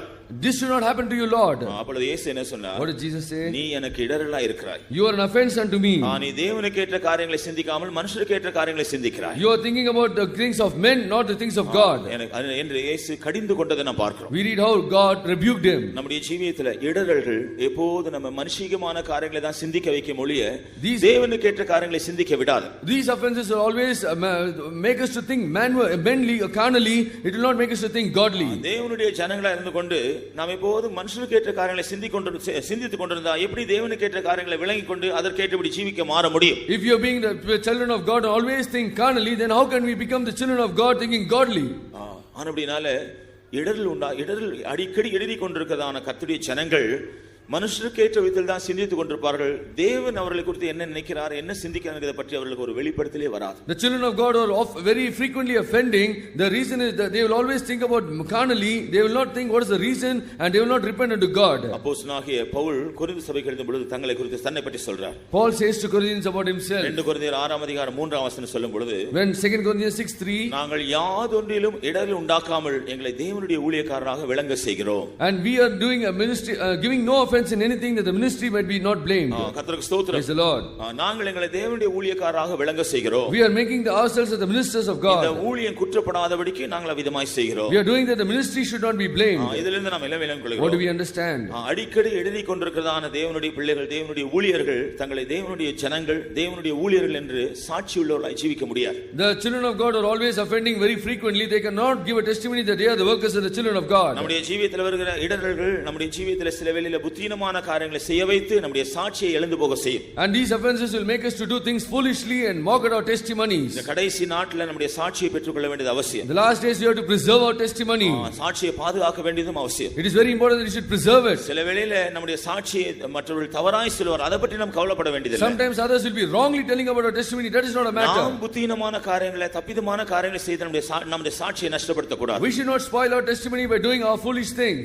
ஏனோக்கை குறித்து நாம் படிக்கிறோம். We read about Enoch. தேவனோடு சஞ்சரித்துக் கொண்டிருந்த வேளையில கர்த்தர் அவனை எடுத்துக்கொண்டார். And when he was conversing with God, God took him. ஆனபடி அவன் காணப்படாமற் போனான். He was not to be seen. ஆனால் தேவன் அவனை எடுத்துக்கொள்வதற்கு முன்பாக, but before we are taken by God, தேவனுக்கு பிரியமானவன் என்ற சாட்சியை பெற்றான். He got a good witness of God. கர்த்தருக்கு ஸ்தோத்திரம். Praise the Lord. அவன் தேவனுக்கு பிரியமானவன் என்ற சாட்சி பெற்றான். He got a testimony that he was a very dear unto God. நாமும் கூட கர்த்தருடைய வருகையில் எடுத்துக்கொள்ளப்படுவதற்கு முன்பாக நம்முடைய சாட்சி ரொம்ப அவசியம். Even before we taken by the Lord, our testimony is very important. தேவன் நமக்கு பரிசுத்த ஆவியை தந்ததின் ஒரு முக்கியமான நோக்கம் சாட்சியாய் ஜீவிப்பதற்காக தான். Main reason for God giving us the Holy Spirit is that we should be a witness for him. ஆகையால தான் இயேசு தம்முடைய சீஷர்களை பார்த்து சொன்னார். That is why Jesus told to his disciples, பரிசுத்த ஆவி உங்களிடத்தில் வரும்பொழுது நீங்கள் பலனடைந்து என்னுடைய சாட்சிகளாய் மாறுவீர்கள். and when the Holy Spirit comes unto you, you will be strengthened and you will be witnesses unto me. மூல பாஷையில இரத்த சாட்சிகளாய் மாறுவீர்கள் என்று சொல்லியிருக்கு. In the original tongue you will be blood martyrs. அது அர்த்தம் என்ன? What is the meaning? ஆண்டவருக்காக மரிக்க வேண்டியிருந்தாலும் சாட்சியை நஷ்டப்படுத்த விடக்கூடாது. Even when they are going to die for the Lord, they will not spoil their testimony. என்ன இந்த கடைசி நாட்கள்ல நாம் அடிக்கடி இடறி கொண்டிருந்தா கர்த்தருடைய வருகையில் எடுத்துக்கொள்ளப்படுவது கேட்ட ஒரு சாட்சியுள்ள அனுபவம் நமக்கு இருக்காது. In the last days when you are frequently offending, then we will not be having a testimony that we should be taken in the coming of the Lord. ரோமர் 16 அதிகாரம் 17 18 வசனங்கள் நாம் படிக்கும் பொழுது, when you read Romans 16 verse 17 and 18, அப்போஸ்தலனாகிய பவுல் இங்கே இடறுகிற ஜனத்தை குறித்து சொல்கிறார். Paul is saying about the people who are offended. அவருடைய ஜீவியத்திலே அடிக்கடி இடறி கொண்டிருக்கிறவர்கள் கர்த்தராகிய இயேசு கிறிஸ்துவுக்கு ஊழியம் செய்கிறவர் இல்லையா? And those people who are doing offenses of contrary offending, they are not doing ministries unto God. அவர்கள் தங்களுடைய மாம்சத்திற்கு தங்களுக்கு தான் அவர்கள் ஊழியம் செய்கிறார்கள். இயேசு கிறிஸ்துவுக்கு அவர் ஊழியம் செய்கிறவர்கள் அல்ல. They are only serving themselves, they are not serving Jesus Christ. தேவனுடைய சபையிலே தேவனுடைய ஊழியர்களும் தேவனுடைய ஜனங்களும் ஆகிய நாம் பலவிதமான ஊழியங்களை செய்கிறோம். In the church of God, we are the believers, the workers of God, we are doing so many ministries. ஞாயிறு பள்ளி ஊழியங்கள் உண்டு, Sunday school ministries, ஏரியா ஜெபங்கள் உண்டு, area prayers. இப்படி பல ஊழியங்கள் சில ஊழியர்காரர்கள் மூலமாக சில ஊழியங்களுக்காக நியமிக்கப்படுகிறோம். Through the workers of God, you are appointed ministries. கர்த்தருடைய ஊழியர்களும் நாம் ஊழியம் செய்கிறோம். Workers of God are doing ministries. இடறி கொண்டிருக்கிறவர்கள் இயேசு கிறிஸ்து ஊழியம் செய்யலையா, வேற ஏதோ காரியத்துக்காக ஊழியம் செய்கிறார். Those who are offending, they are not serving Jesus Christ, they are serving somebody else. சில தங்களுடைய சுயத்துக்காக ஊழியம் செய்வார்கள். Some people are doing for their own profit. தங்களுடைய சுய நலனுக்காக ஊழியம் செய்வார்கள். For their own profit. இங்க சொல்லிருக்கு சிலர் அவருடைய மாம்சத்துக்கு ஊழியம் செய்கிறார்கள். For their own flesh. கர்த்தருக்காக நாம் படுகிற பிரயாசங்கள் வீணா போயிடும். All the efforts that you are doing for Christ will be saved. இடறி கொண்டு நாம் கர்த்தருடைய வேலையை செய்து கொண்டிருந்தா நம்முடைய நாம இங்க இந்த வசனத்தின்படி நாம் கர்த்தருடைய ஊழியத்தை செய்யவில்லை என்று அப்போஸ்தலன் சொல்கிறார். If you are offending and doing the ministry of the Lord, according to this verse, the Paul says we are not doing the ministry at all. ஒருவேளை ஊழியம் செய்து கொண்டிருக்கலாம், ஆனா கர்த்தருக்காக ஊழியம் செய்யல, வேற ஏதோ கர்த்தர் அல்லாத வேற எதுக்கோ ஊழியம் செய்து கொண்டிருக்கிறோம். நம்முடைய ஊழியங்கள் கர்த்தரால் அங்கீகரிக்கப்படாது. Maybe you are doing the ministry and serving God, but we are not serving Jesus Christ, we are serving somebody else. God will not honor it. கடைசியாக பிலிப்பியர் 1 அதிகாரம் 11 வசனத்தை படிக்கிறோம். Finally in Philippians chapter 1 verse 11. கிறிஸ்துவின் நாளுக்காக நாம் துப்புரவானவர்களும் இடரற்றவர்களுமாய் இருக்க வேண்டுமா? And on the day of Christ we should be all defiled and also undefiled and blameless. கர்த்தருக்கு ஸ்தோத்திரம். Praise the Lord. இயேசு கிறிஸ்து வெளிப்படும் பொழுது கிறிஸ்துவின் நாளில் நாம இடரற்றவர்களாய் இருந்தா தான் அவரை சந்திக்க முடியும். And only on the day of God when you are without offense we can meet him. நாம் இடறிக்கொண்டே இருந்தா கர்த்தருடைய வருகையில் நாம் அவரை சந்திக்கக்கூடிய ஸ்லாக்கியம் நமக்கு கிடைக்கும். If you are always offending, we will not get the blessing of meeting in the Lord. நாம் இடறிக்கொண்டே இருப்போம். You will always be offending. நாம் இடறி நம்முடைய ஆவிக்குரிய ஜீவிதத்தை சரியா கட்டி எழுப்ப முடியாது. Offending frequently we cannot build a spiritual life. அதே நீங்கள் சோர்விலிருந்து நமக்கு விடுதலை இருக்காது. We will not be getting a defeats and all courage. எதிர்பாராத வேளையிலே கர்த்தருடைய வருகை இருக்கும் பொழுது நாம் ஏமாற்றம் அடைவோம். And when the Lord's coming is there, we will be all in shame. கர்த்தருடைய வருகை நாம் we will disappointed. I will be disappointed. கர்த்தருடைய வருகையில் நாம் காணப்பட முடியாது. We cannot be seen in the coming of the Lord. நம்ம ஜீவியத்தில் வர இடறதுக்கு நாம பல காரணங்களை சொல்லிக் கொண்டிருக்கிறோம். ஆனா கடைசியில அதனுடைய பயங்கரமான விளைவை நாம் தான் சந்திக்க வேண்டும், மற்றவர்கள் அல்ல. We might be telling reasons for our own offenses, but at the end it will be a very miserable state for us. Others will not be escaping. அப்படினால நம்முடைய இடரில் இருந்தெல்லாம் நாம் விடுதலை ஆக்கப்பட வேண்டும். So we should all be escaping our offenses. நாம் எப்படி இடரில் இருந்து விடுதலை ஆக்கப்படலாம்? How can we be delivered? அதை குறைய காரியங்களை மாத்திரம் சொல்லி நான் முடிக்கிறேன். I am going to end by saying this. எரேமியா 31 அதிகாரம் 9 வசனத்தை படிக்கும் பொழுது, Jeremiah 31 verse 9, கர்த்தரிடத்தில் அழுகையோடும் விண்ணப்பத்தோடு நாம் கடந்து செல்ல வேண்டும். And in the presence of the Lord we should go with crying and lamenting. அழுகையோடும் விண்ணப்பத்தோடு நாம் கடந்து செல்லும் பொழுது அவர் நம்மை இடராதபடி நம்மை மாற்றுகிறார். If we go to the presence of God weeping and with supplications, we will not. கடந்த நாட்ல இடரல் வர்றதுக்கு நான் மற்றவர்கள் மேல துக்கத்தை வைத்துக்கொண்டு மற்றவர்களுக்கு நான் குறை சொல்லிக் கொண்டு நான் இந்த ஜீவியத்தில் எவ்வளவு நன்மைகளை நஷ்டப்படுத்தி விட்டேன். Lord, in the previous days I have been always blaming others, and so many times I'll be wasting my life. நான் அதை உணர்கிறேன். I realize it. நான் இடறுவதற்கு மற்றவர்கள் மூலமாய் வந்ததான காரியங்களை பார்க்கலாம், எனக்குள்ள தான் अनेक காரியங்கள் இருக்கு. For me getting offended, the things that was in me was more than the things that are coming outwardly. நான் எவ்வளவு நிர்பந்தமான ஒரு நிலைமையில் இருக்கிறேன். I am in a very miserable state. ஆண்டவரே தயவாக என்னை மன்னியும், என்னை இந்த அனுபவத்திலிருந்து விடுதலையாக்கும் என்று நாம் ஆண்டவரிடத்தில் அழுகையோடு விண்ணப்பத்தோடு செல்ல வேண்டும். We should go to the Lord with weeping and supplication. Lord, you have to forgive me and also escape me and இந்த deliver வேளையிலே me. நம்ம எத்தனை பேருக்கு நம்முடைய இடர்கள் நிமித்தமாக ஒரு சரியான மனஸ்தாபம் கண்ணீர் உண்டாக முடியும்? And how can there be a weeping and supplication because of offense? அப்படி என்றால் கர்த்தர் அந்த இடரிலிருந்து நம்ம நம்ம விடுதலை ஆக்குவார். Then God will deliver from those offenses. 119ஆம் சங்கீதம் 165ஆம் வசனத்துல படிக்கிறோம். When you read Psalms 119 verse 165, வேதத்தை நேசிக்கிறவர்களுக்கு மிகுந்த சமாதானம் உண்டு, அவர்களுக்கு இடர்கள் இல்லை. Those who desire the word of God, there is a great peace in them, they will not be offended. ஆண்டவருடைய வேதம், the word of the Lord, தேவனுடைய சத்தியம், or the verse of the Lord. கர்த்தருடைய வேதத்தை நாம் அதிகமாக நாம் தியானிக்கிறோமா, நாம் வாஞ்சிக்கிறோமா, are we desiring the word of God more?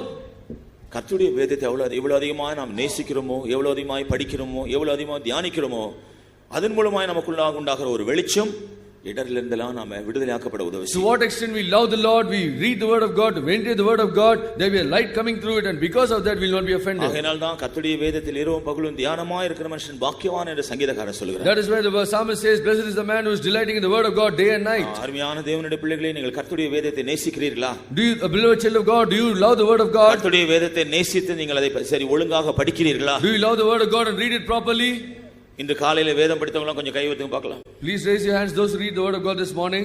பாருங்க, பெந்தேகோஸ்தேக்காரர் எவ்வளவு அதிகமா கர்த்தருடைய வேதத்தை நேசிக்கிறாங்க. எப்படி நம்ம இடரிலிருந்து நம்ம விடுதலை கிடைக்கும்? See the Pentecostal people, how they are loving the Lord. How can we be கர்த்தருடைய வேதத்தை நேசிக்கிறவர்கள் கர்த்தருடைய வேதத்தை வாசிக்கவோ தியானிக்கவோ தவற மாட்டார்கள். Those who love the word of God will never forget to read the word of God. கர்த்தருடைய வேதத்தை நேசிக்கிறவர்களுக்கு தான் இடரில் இல்ல, புறக்கணிக்கிறவர்களுக்கு இடரிலிருந்து தப்ப முடியாது. Those who love the Lord will not be offended, but those who are rejecting it will be offended. கர்த்தருக்கு ஸ்தோத்திரம்.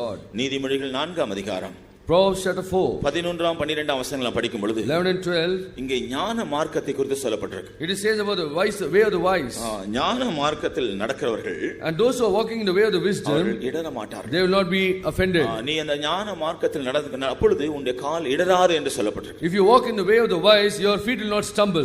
ஞான மார்க்கம் என்று சொன்ன அர்த்தம் என்ன? what do you mean with the way of the wisdom? இந்த நீதிமொழிகள் நாம் முதல்ல படிக்கிறோம், கர்த்தருக்கு பயப்படுவதே ஞானத்தின் ஆரம்பம். in the Proverbs we read the fear of the Lord is the beginning of wisdom. அப்படினால ஞான மார்க்கம் என்று சொல்லும் பொழுது கர்த்தருக்கு பயந்து நடக்கிற ஒரு அனுபவத்தை காண்பிக்கிறது. the way of the wisdom is fearing the Lord and walking accordingly. தேவ பயத்தோடு நம்முடைய அனுதின ஜீவியத்திலே நாம நடக்க பழகுவோம் என்றால், if you are living your life with a godly fear every day, நமக்கு இருக்கிற இடர்கள் எல்லாம் கொஞ்சம் கொஞ்சமா நம்ம விட்டு போய்விடும். all our offenses will be removed from us. கர்த்தருக்கு பயந்து அந்த கர்த்தருக்கு பயப்படுற வழியிலே நான் நடக்கும் பொழுது நம்முடைய ஜீவியத்தில் இடர்கள் இருக்காது. இடரிலிருந்து நமக்கு ஒரு விடுதலை உண்டாகும். when you fear the word of God, we will not be offended and there will be a great deliverance from offenses. கர்த்தருக்கு ஸ்தோத்திரம். praise the Lord. அப்படினால கர்த்தருக்கு பயந்து நடக்க நாம் எவ்வளவு அதிகமாய் பழகுகிறோமோ, எவ்வளவு அதிகமாய் கர்த்தருக்கு பயப்படுற பயத்துல நாம் பெருகுகிறோமோ, அவ்வளவு அதிகமாய் இடரிலிருந்தெல்லாம் நாம் தப்புவிக்கப்படலாம். to what extent we are having a godly fear and walking in that way, we are having the fear of God and walking, to that extent we will be delivering from the offenses. நாம் நம்முடைய ஜீவியத்தில் நடக்கிறது என்ன? what is happening in our life? ஆரம்பத்தில் நமக்கு பயம் இருக்கிறது, கொஞ்ச நாட்கள் ஆன பிறகு பயம் போய்விடுது. in the beginning there was fear, but after some time there is no fear. நமக்கு நாட்கள் போக போக பயம் குறைந்து போகிறது ஒழிய பயம் பெருகுகிறது இல்ல. as days goes by, the fear is decreasing, not increasing. நம்முடைய ஜீவியத்தில் கர்த்தருக்கு பயப்படுகிற பயம் குறைந்து போகும் பொழுது, when the decreasing in the fear of God, அதே விதமாக கர்த்தருக்கு பயந்து அவ்விதமான வழிகளில் நடக்கிற அனுபவத்தை நாம் நஷ்டப்படுத்தும் பொழுது, when you are spoiling the way of fearing the Lord and walking in his ways, இடரிலிருந்து நாம் தப்ப முடியாது. we cannot be escaping the offense. நீதிமொழிகள் 3ஆம் அதிகாரம் 21ஆம் வசனம் 23ஆம் வசனம் படிக்கும் பொழுது, when you read Proverbs 3 verse 21 and 23, ஞானத்தினுடைய புத்தியையும் அது கடிந்து கொள்வதிலே நாம் கேட்க வேண்டும் என்று சொல்லியிருக்கு. and we read that the 23ஆம் வசனம் படிங்க தமிழ்ல.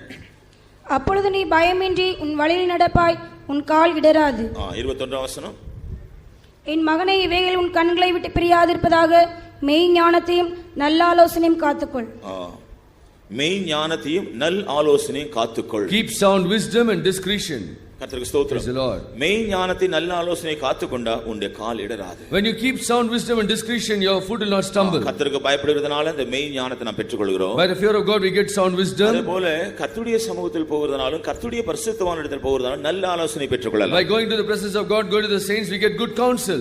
இடறி கொண்டிருக்கிறதான நம்முடைய ஜீவியத்துக்காக கர்த்தருடைய சமூகத்தில் ஆண்டவரிடத்திலும் நாம் ஆண்டவருடைய சமூகத்திலும் காத்திருந்த ஆலோசனை பெற்றுக்கொள்ளலாம். and for all offenses we wait in the presence of God and get the counsel. கர்த்தருடைய ஊழியர்களிடத்தில் நம்முடைய ஆத்துமாக்களை பற்றி உத்தரவாதம் உள்ள கர்த்தருடைய பரிசுத்தவானிடத்தில் போய் அவருடைய ஆலோசனை பெற்றுக்கொள்ளலாம். or else you can go to the saints of God who are responsible for our souls and get a counsel. அவ்விதமாக நாம் செய்யும் பொழுது, when you do like that, இடறி கொண்டிருக்கிற நம்முடைய ஜீவியம் இடராதபடி மாற்றப்படும். the life that is offensing will not be any offense. கடைசியாக finally, முதலாம் யோவான் 2ஆம் அதிகாரம் 10ஆம் வசனம் நாம் ஏற்கனவே படித்தோம். we already read this verse, 1 John 2:10. சகோதரரை அன்பு கூறுகிறவர்களாய் மாற வேண்டும். we should be loving our brother. நம்முடைய இதயம் ஒரு விசாலமான இதயமாய் மாற வேண்டும். our heart should be a wide heart. யாருக்கு அன்பு கூற முடியும்?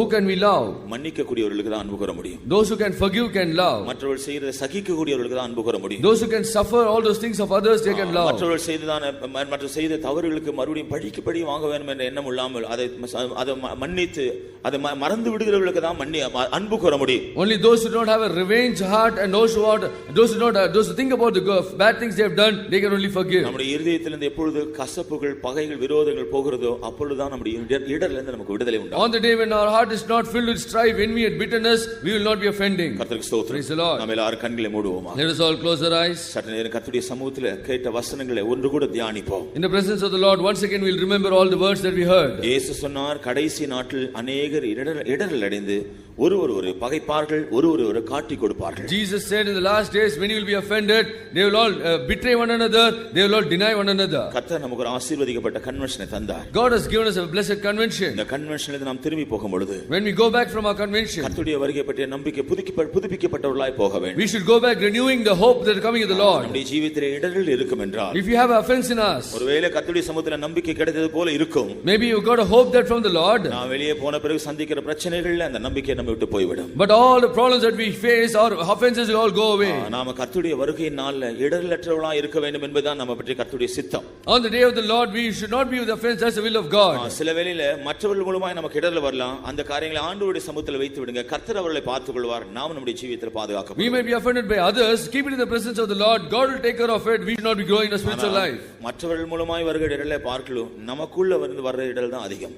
But the offenses coming inwardly is greater than that which is coming outwardly. வெளியே இருந்து வர இடரலை பார்க்கலாம், 2 மடங்கு காரியங்கள் நமக்குள்ள தான் இருக்கு. Compared to the external problems or the external forces, the inward problems are double. அதனால அவைகளெல்லாம் நாம் ஒப்பிட்டு பார்க்கும் பொழுது மற்றவர்கள் மூலமாய் வருகிற இடரலை பார்க்கலாம், நம்முடைய ஜீவியத்தில் இருக்கிற காரணங்கள் தான் இடரலுக்கு முக்கியமான காரணங்களா இருக்கு. The important reasons or the offense is that we ourselves are the problems that is coming inwardly. இந்த காலையில எத்தனை பேர் கர்த்தருடைய சமூகத்தில் அதை உணர்ந்து ஆண்டவருடைய சமூகத்தில் தாழ்த்த முடியும்? This morning how many of us can realize and humble in the presence of God? தேவனுடைய பிள்ளையே, நீ நீண்ட நாட்கள் இடறி கொண்டே இருந்தாய், ஆனா இன்றைக்கு கர்த்தர் உன்னை விடுதலையாக்க முடியாத ஒரு ஆலோசனை உனக்கு தந்திருக்கிறார். Beloved child of God, for a long time you have been offending yourself, but now God has given you the counsel. இனி உன்னுடைய ஜீவியத்தில் இடரில்லாத ஒரு ஜீவியம் செய்து பரலோகத்தை சுதந்தரிக்க உன்னை ஆயத்தப்படுத்த கர்த்தர் விரும்புகிறார். God is wanting you that you should prepare yourself for the coming of the Lord, that you should not be offending. நாம இன்னும் இடறி கொண்டே இருப்போம் என்றால் நம்முடைய ஜீவியத்தை கட்டி எழுப்பி கர்த்தருடைய வருகைக்கு ஆயத்தப்பட முடியாது. If you are going to offending continuously, we cannot prepare ourselves for the coming of the Lord. பிசாசு மூலமா இடரல் வந்திருக்கும் என்றால், maybe Satan is offending us. ஆண்டவரிடத்துல போடுங்க, கர்த்தர் அவனை நியாயம் தீர்ப்பார், நம்மை விடுதலையாக்குவார். Commit to the Lord, God will take care of him. மற்ற மனுஷர் மூலமா இடரல் வந்திருக்கும் என்றால், when other people are offending us, கர்த்தருடைய சமூகத்தில் அவர்களை நாம் மன்னிப்போம், கர்த்தர் நம்மை விடுதலையாக்குவார். presence of God, let us all forgive it, God will give us a deliverance. நம்முடைய ஜீவியத்தில் அநேக காரியங்கள் இடரலுக்கு காரணமா இருக்கிறது. If there are so many reasons in our life being offending, நாம் அதற்கு என்ன செய்வது? what should we do? அழுகையோடும் விண்ணப்பத்தோடும் தேவ சமூகத்தில் நெருங்க வேண்டும். With weeping and supplication we go to the presence of God. நாம இதுவரையில் இடரல் வர்றதுக்கு மற்றவர்கள் தான் காரணம் யோசித்துக் கொண்டிருந்தோம். when we are thinking that only others are the reasons for offense, அது ஒரு பக்கம் உண்மை என்றாலும், though it is true on one side, ஜீவியத்தில் இடரல் வந்ததுக்கு அநேக காரணங்கள், குற்றங்கள் நம்முடைய ஜீவியத்தில் தான் இருக்கு. the reason of so many offenses coming to your life we ourselves. அதனால நம்முடைய ஜீவியத்தில் இருக்கிற காரியங்களை சரிப்படுத்தாம மற்றவர்களை பற்றி நாம யோசித்துக் கொண்டிருக்கிறது என்ன பிரயோஜனம் இருக்கு? without correcting ourselves, and what is the reason of looking at others and blaming others? அழுகையோடு விண்ணப்பத்தோடு கர்த்தருடைய சமூகத்தில் நாம் வருவோமாக. Let us all come in weeping and supplication in the presence of God. கர்த்தருடைய சமூகத்தில் சில நிமிஷங்கள் நம்முடைய இருதயம் நொறுங்குண்டு ஆண்டவரை நோக்கி நாம் கதறி அழுவோமாக. With a broken and contrite heart, let us all come into the presence of God for a few minutes. கர்த்தர் இன்றைக்கு சொன்னார், நான் உன்னுடைய அழுகையை மாற்றுவேன் என்று சொன்னார். Lord said, I will change all your weeping.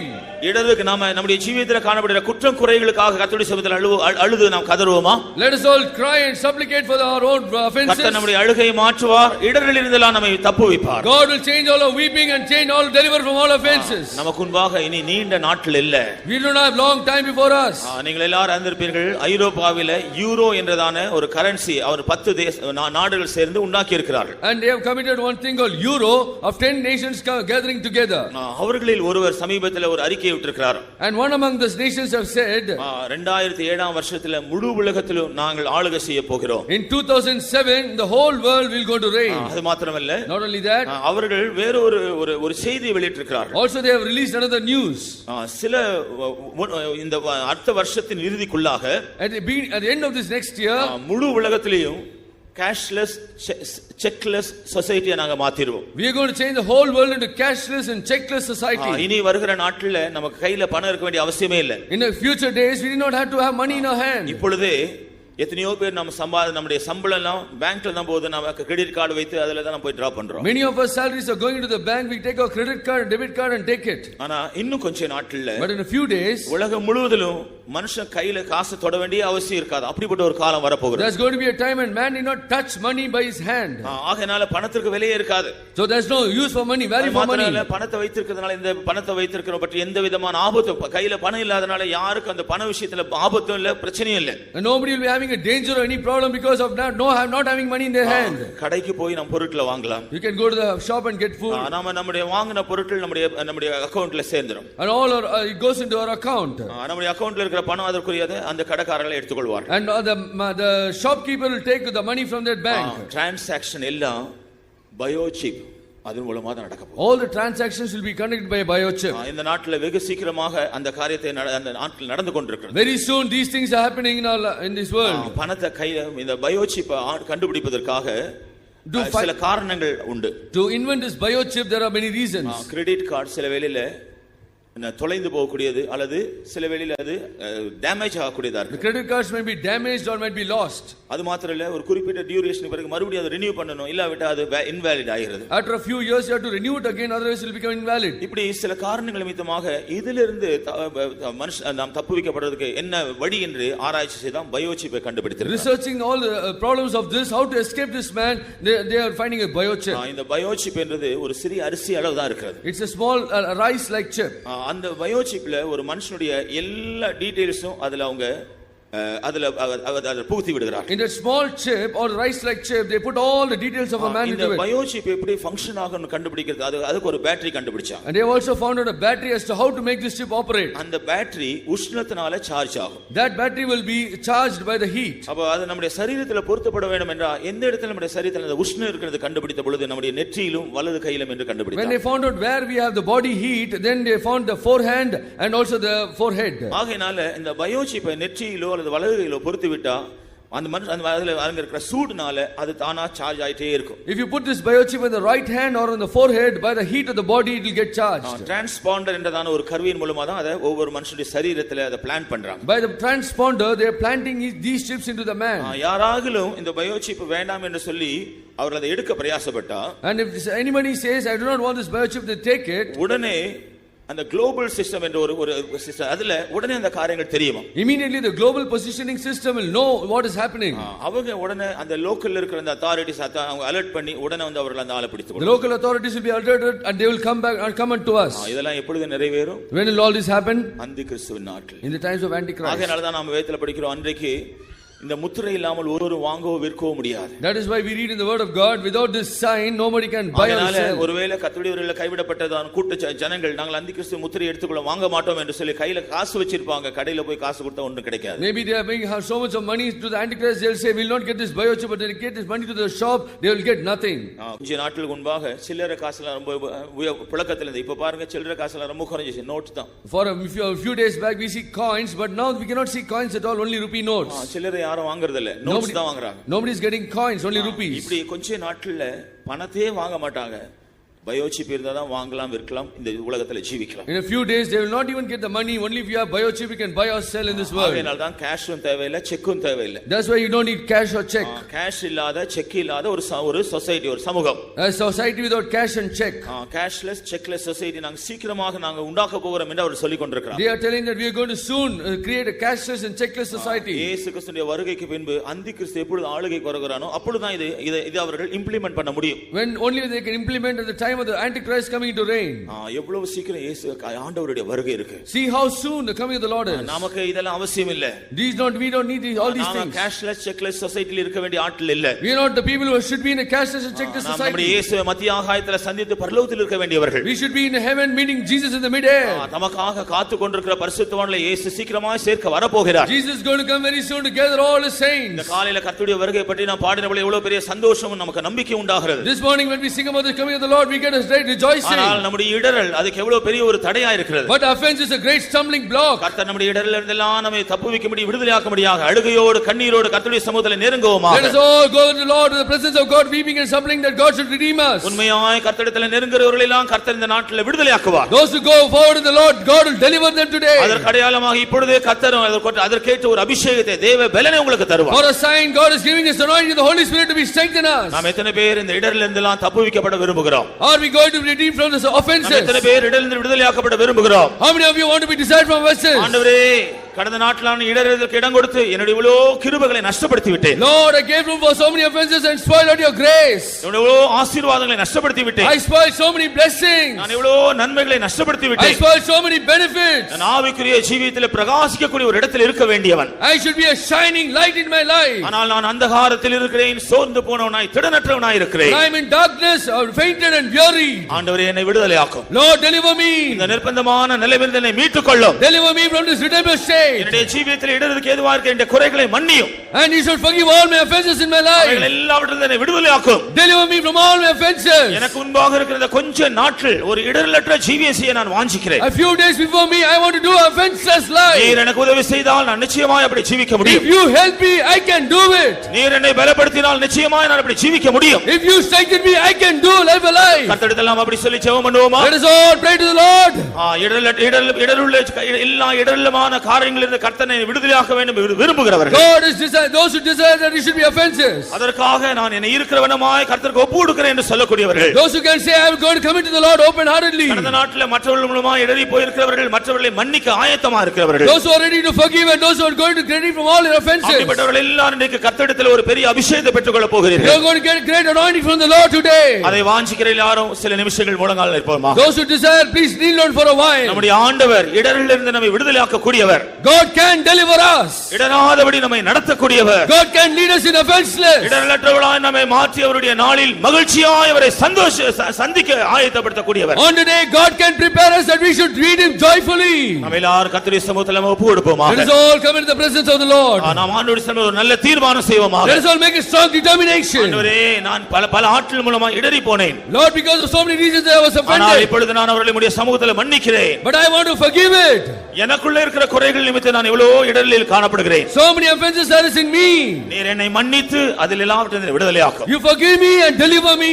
நீங்கள் உங்களுடைய இதயத்தில் ஆழத்தில் அப்படிப்பட்ட ஒரு ஜெபத்தை கர்த்தருடைய சமூகத்தில் ஏறிடுங்கள். And a great prayer in the presence of the Lord. கர்த்தர் உங்களை மன்னிப்பார். God will forgive us. கர்த்தர் உங்களை மன்னிப்பார். God will forgive you. இடருக்கு ஏதுவான எல்லா பொல்லாத சுபாவங்களை உங்களை விட்டு மாற்றுவார். God will change from all your evil ways. ஆண்டவர் உங்களுக்கு அவைகளில் எல்லாவற்றிலும் விடுதலை பெறக்கூடிய ஒரு அபிஷேகத்தை தருவார். God will give you an anointing that you should be delivered. ஒரு உன்னத பலன் உங்கள் மேல் வந்து நிழலிடும். A divine power will come upon you. இயேசு சொன்னார், உன்னதத்திலிருந்து பலன் உங்களை தரிப்பிக்கப்படும். Jesus says the power will be renewed. பரிசுத்த ஆவியை நீங்கள் பலனடைவீர்கள். By the power of the Holy Spirit you will be strengthened. என்னுடைய சாட்சிகளாய் மாறுவீர்கள். You will be witnesses unto me. இந்த வேளையில கர்த்தர் அப்படிப்பட்ட ஒரு அபிஷேகத்தோடு நம்முடைய மத்தியில வந்திருக்கிறார். God has come into our presence with a great anointing. கொடுக்கிற எல்லாரும் அந்த அபிஷேகத்தை பெற்றுக்கொள்ளலாம். Those who come in will get a anointing. இடரிலிருந்தெல்லாம் கர்த்தர் நம்மை விடுதலையாக்குவார். God will deliver from all our offenses. இடரலற்றவர்களாய் நம்மை மாற்றுவார். He will change us offenseless. இடரலற்றவர்களாய் நம்முடைய இயேசுவை சந்திக்க அவர் நம்மை ஆயத்தப்படுத்துவார். He will prepare us to meet Jesus offenseless. நம்ம எல்லாரும் கர்த்தருடைய சமூகத்திற்காக நம்மை ஒப்புக்கொடுப்போமா? Let us all come into the presence of God. நாம யாரெல்லாம் இடரலற்றவர்களாய் மாறுகிறார்களோ, those who are changed to be offenseless, அவர்கள் தான் ஒரு பெரிய சந்தோஷத்தோடு கர்த்தரை சந்திப்பார்கள். they will meet Jesus with a great joy. இயேசு கிறிஸ்து மத்திய ஆகாயத்தில் வெளிப்படும் பொழுது, when Jesus comes in the midair, அவர் ஆரவாரத்தோடு வருவார். they will come with all trumpet and joy. பிரதான தூதனுடைய சத்தத்தோடு வருவார். with a great shouting of the angels he will come. காலத்தோடு வருவார். he will come with a great joy. அன்றைக்கு நாம் அவரை முகமுகமாய் சந்திப்போம். then we will see him face to face. நாம் இடரலற்றவர்களாய் மாற்றப்படுவோம் என்றார். we will be changed like him. இப்பொழுது அந்த நம்பிக்கையை பரிசுத்த ஆவியின் அபிஷேகத்தினால் கர்த்தர் நமக்குள் தருவார். by the anointing of the Holy Spirit God will give you that hope now. ஆண்டவருடைய சமூகத்தில் ஒப்புக்கொடுத்த அந்த அபிஷேகத்தை பெற்றுக்கொள்ளுங்கள். let us all drink the anointing of the Holy Spirit. தேவனுடைய வல்லமையை பெற்றுக்கொள்ளுங்கள். let us all get a divine power. இருதயம் சொல்லும். let the body say. உங்களுடைய இருதயம் சொல்லும். the heart say. கர்த்தர் உன்னை தொட்டிருக்கிறார். God will change you. கர்த்தர் உன்னை விடுதலையாக்கி இருக்கிறார். God will deliver you. இயேசு வரும்பொழுது நீ அவரை முகமுகமாய் சந்திப்பாய். you will see him face to face. ஹalleluya ஹalleluya ஷிரபஹரபகரா நஷ்ரகதே லஹதபகதபகதபகதபகதரா லஹதபகதரா லிபிரிஹதிரங்கரா நஷ்ரகதரே திருக்கத்துரபங்கராசிரபங்கத்துரோ லமாராசிரியோ லிமாராஷத்தோரக்கிரவிக்கத்துரே திருவராக்கத்துனா லவனஹாத்திரக்கத்துனமாக்கத்துரே ஸ்ரீவிலுக்கத்துரமான ஷினாரபலஹாதரா திருக்கத்துனா திருவக்கத்துரே. ஆமென் ஆமென் ஆமென் ஆமென் ஆமென். அன்புரமேசுவை கண்டிடுவோம், அல்லேலூயா கீதம் முழக்கிடுவோம். அன்புரமேசுவை கண்டிடுவோம், அல்லேலூயா கீதம் முழக்கிடுவோம்.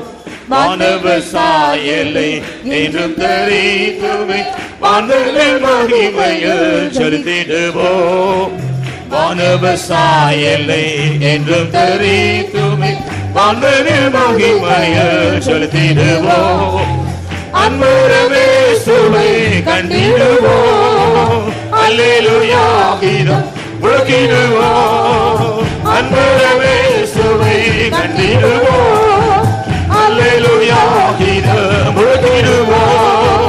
வானவ சாயலை என்றும் தரித்துமை வானவில் மகிமையில் செலுத்திடுவோம். வானவ சாயலை என்றும் தரித்துமை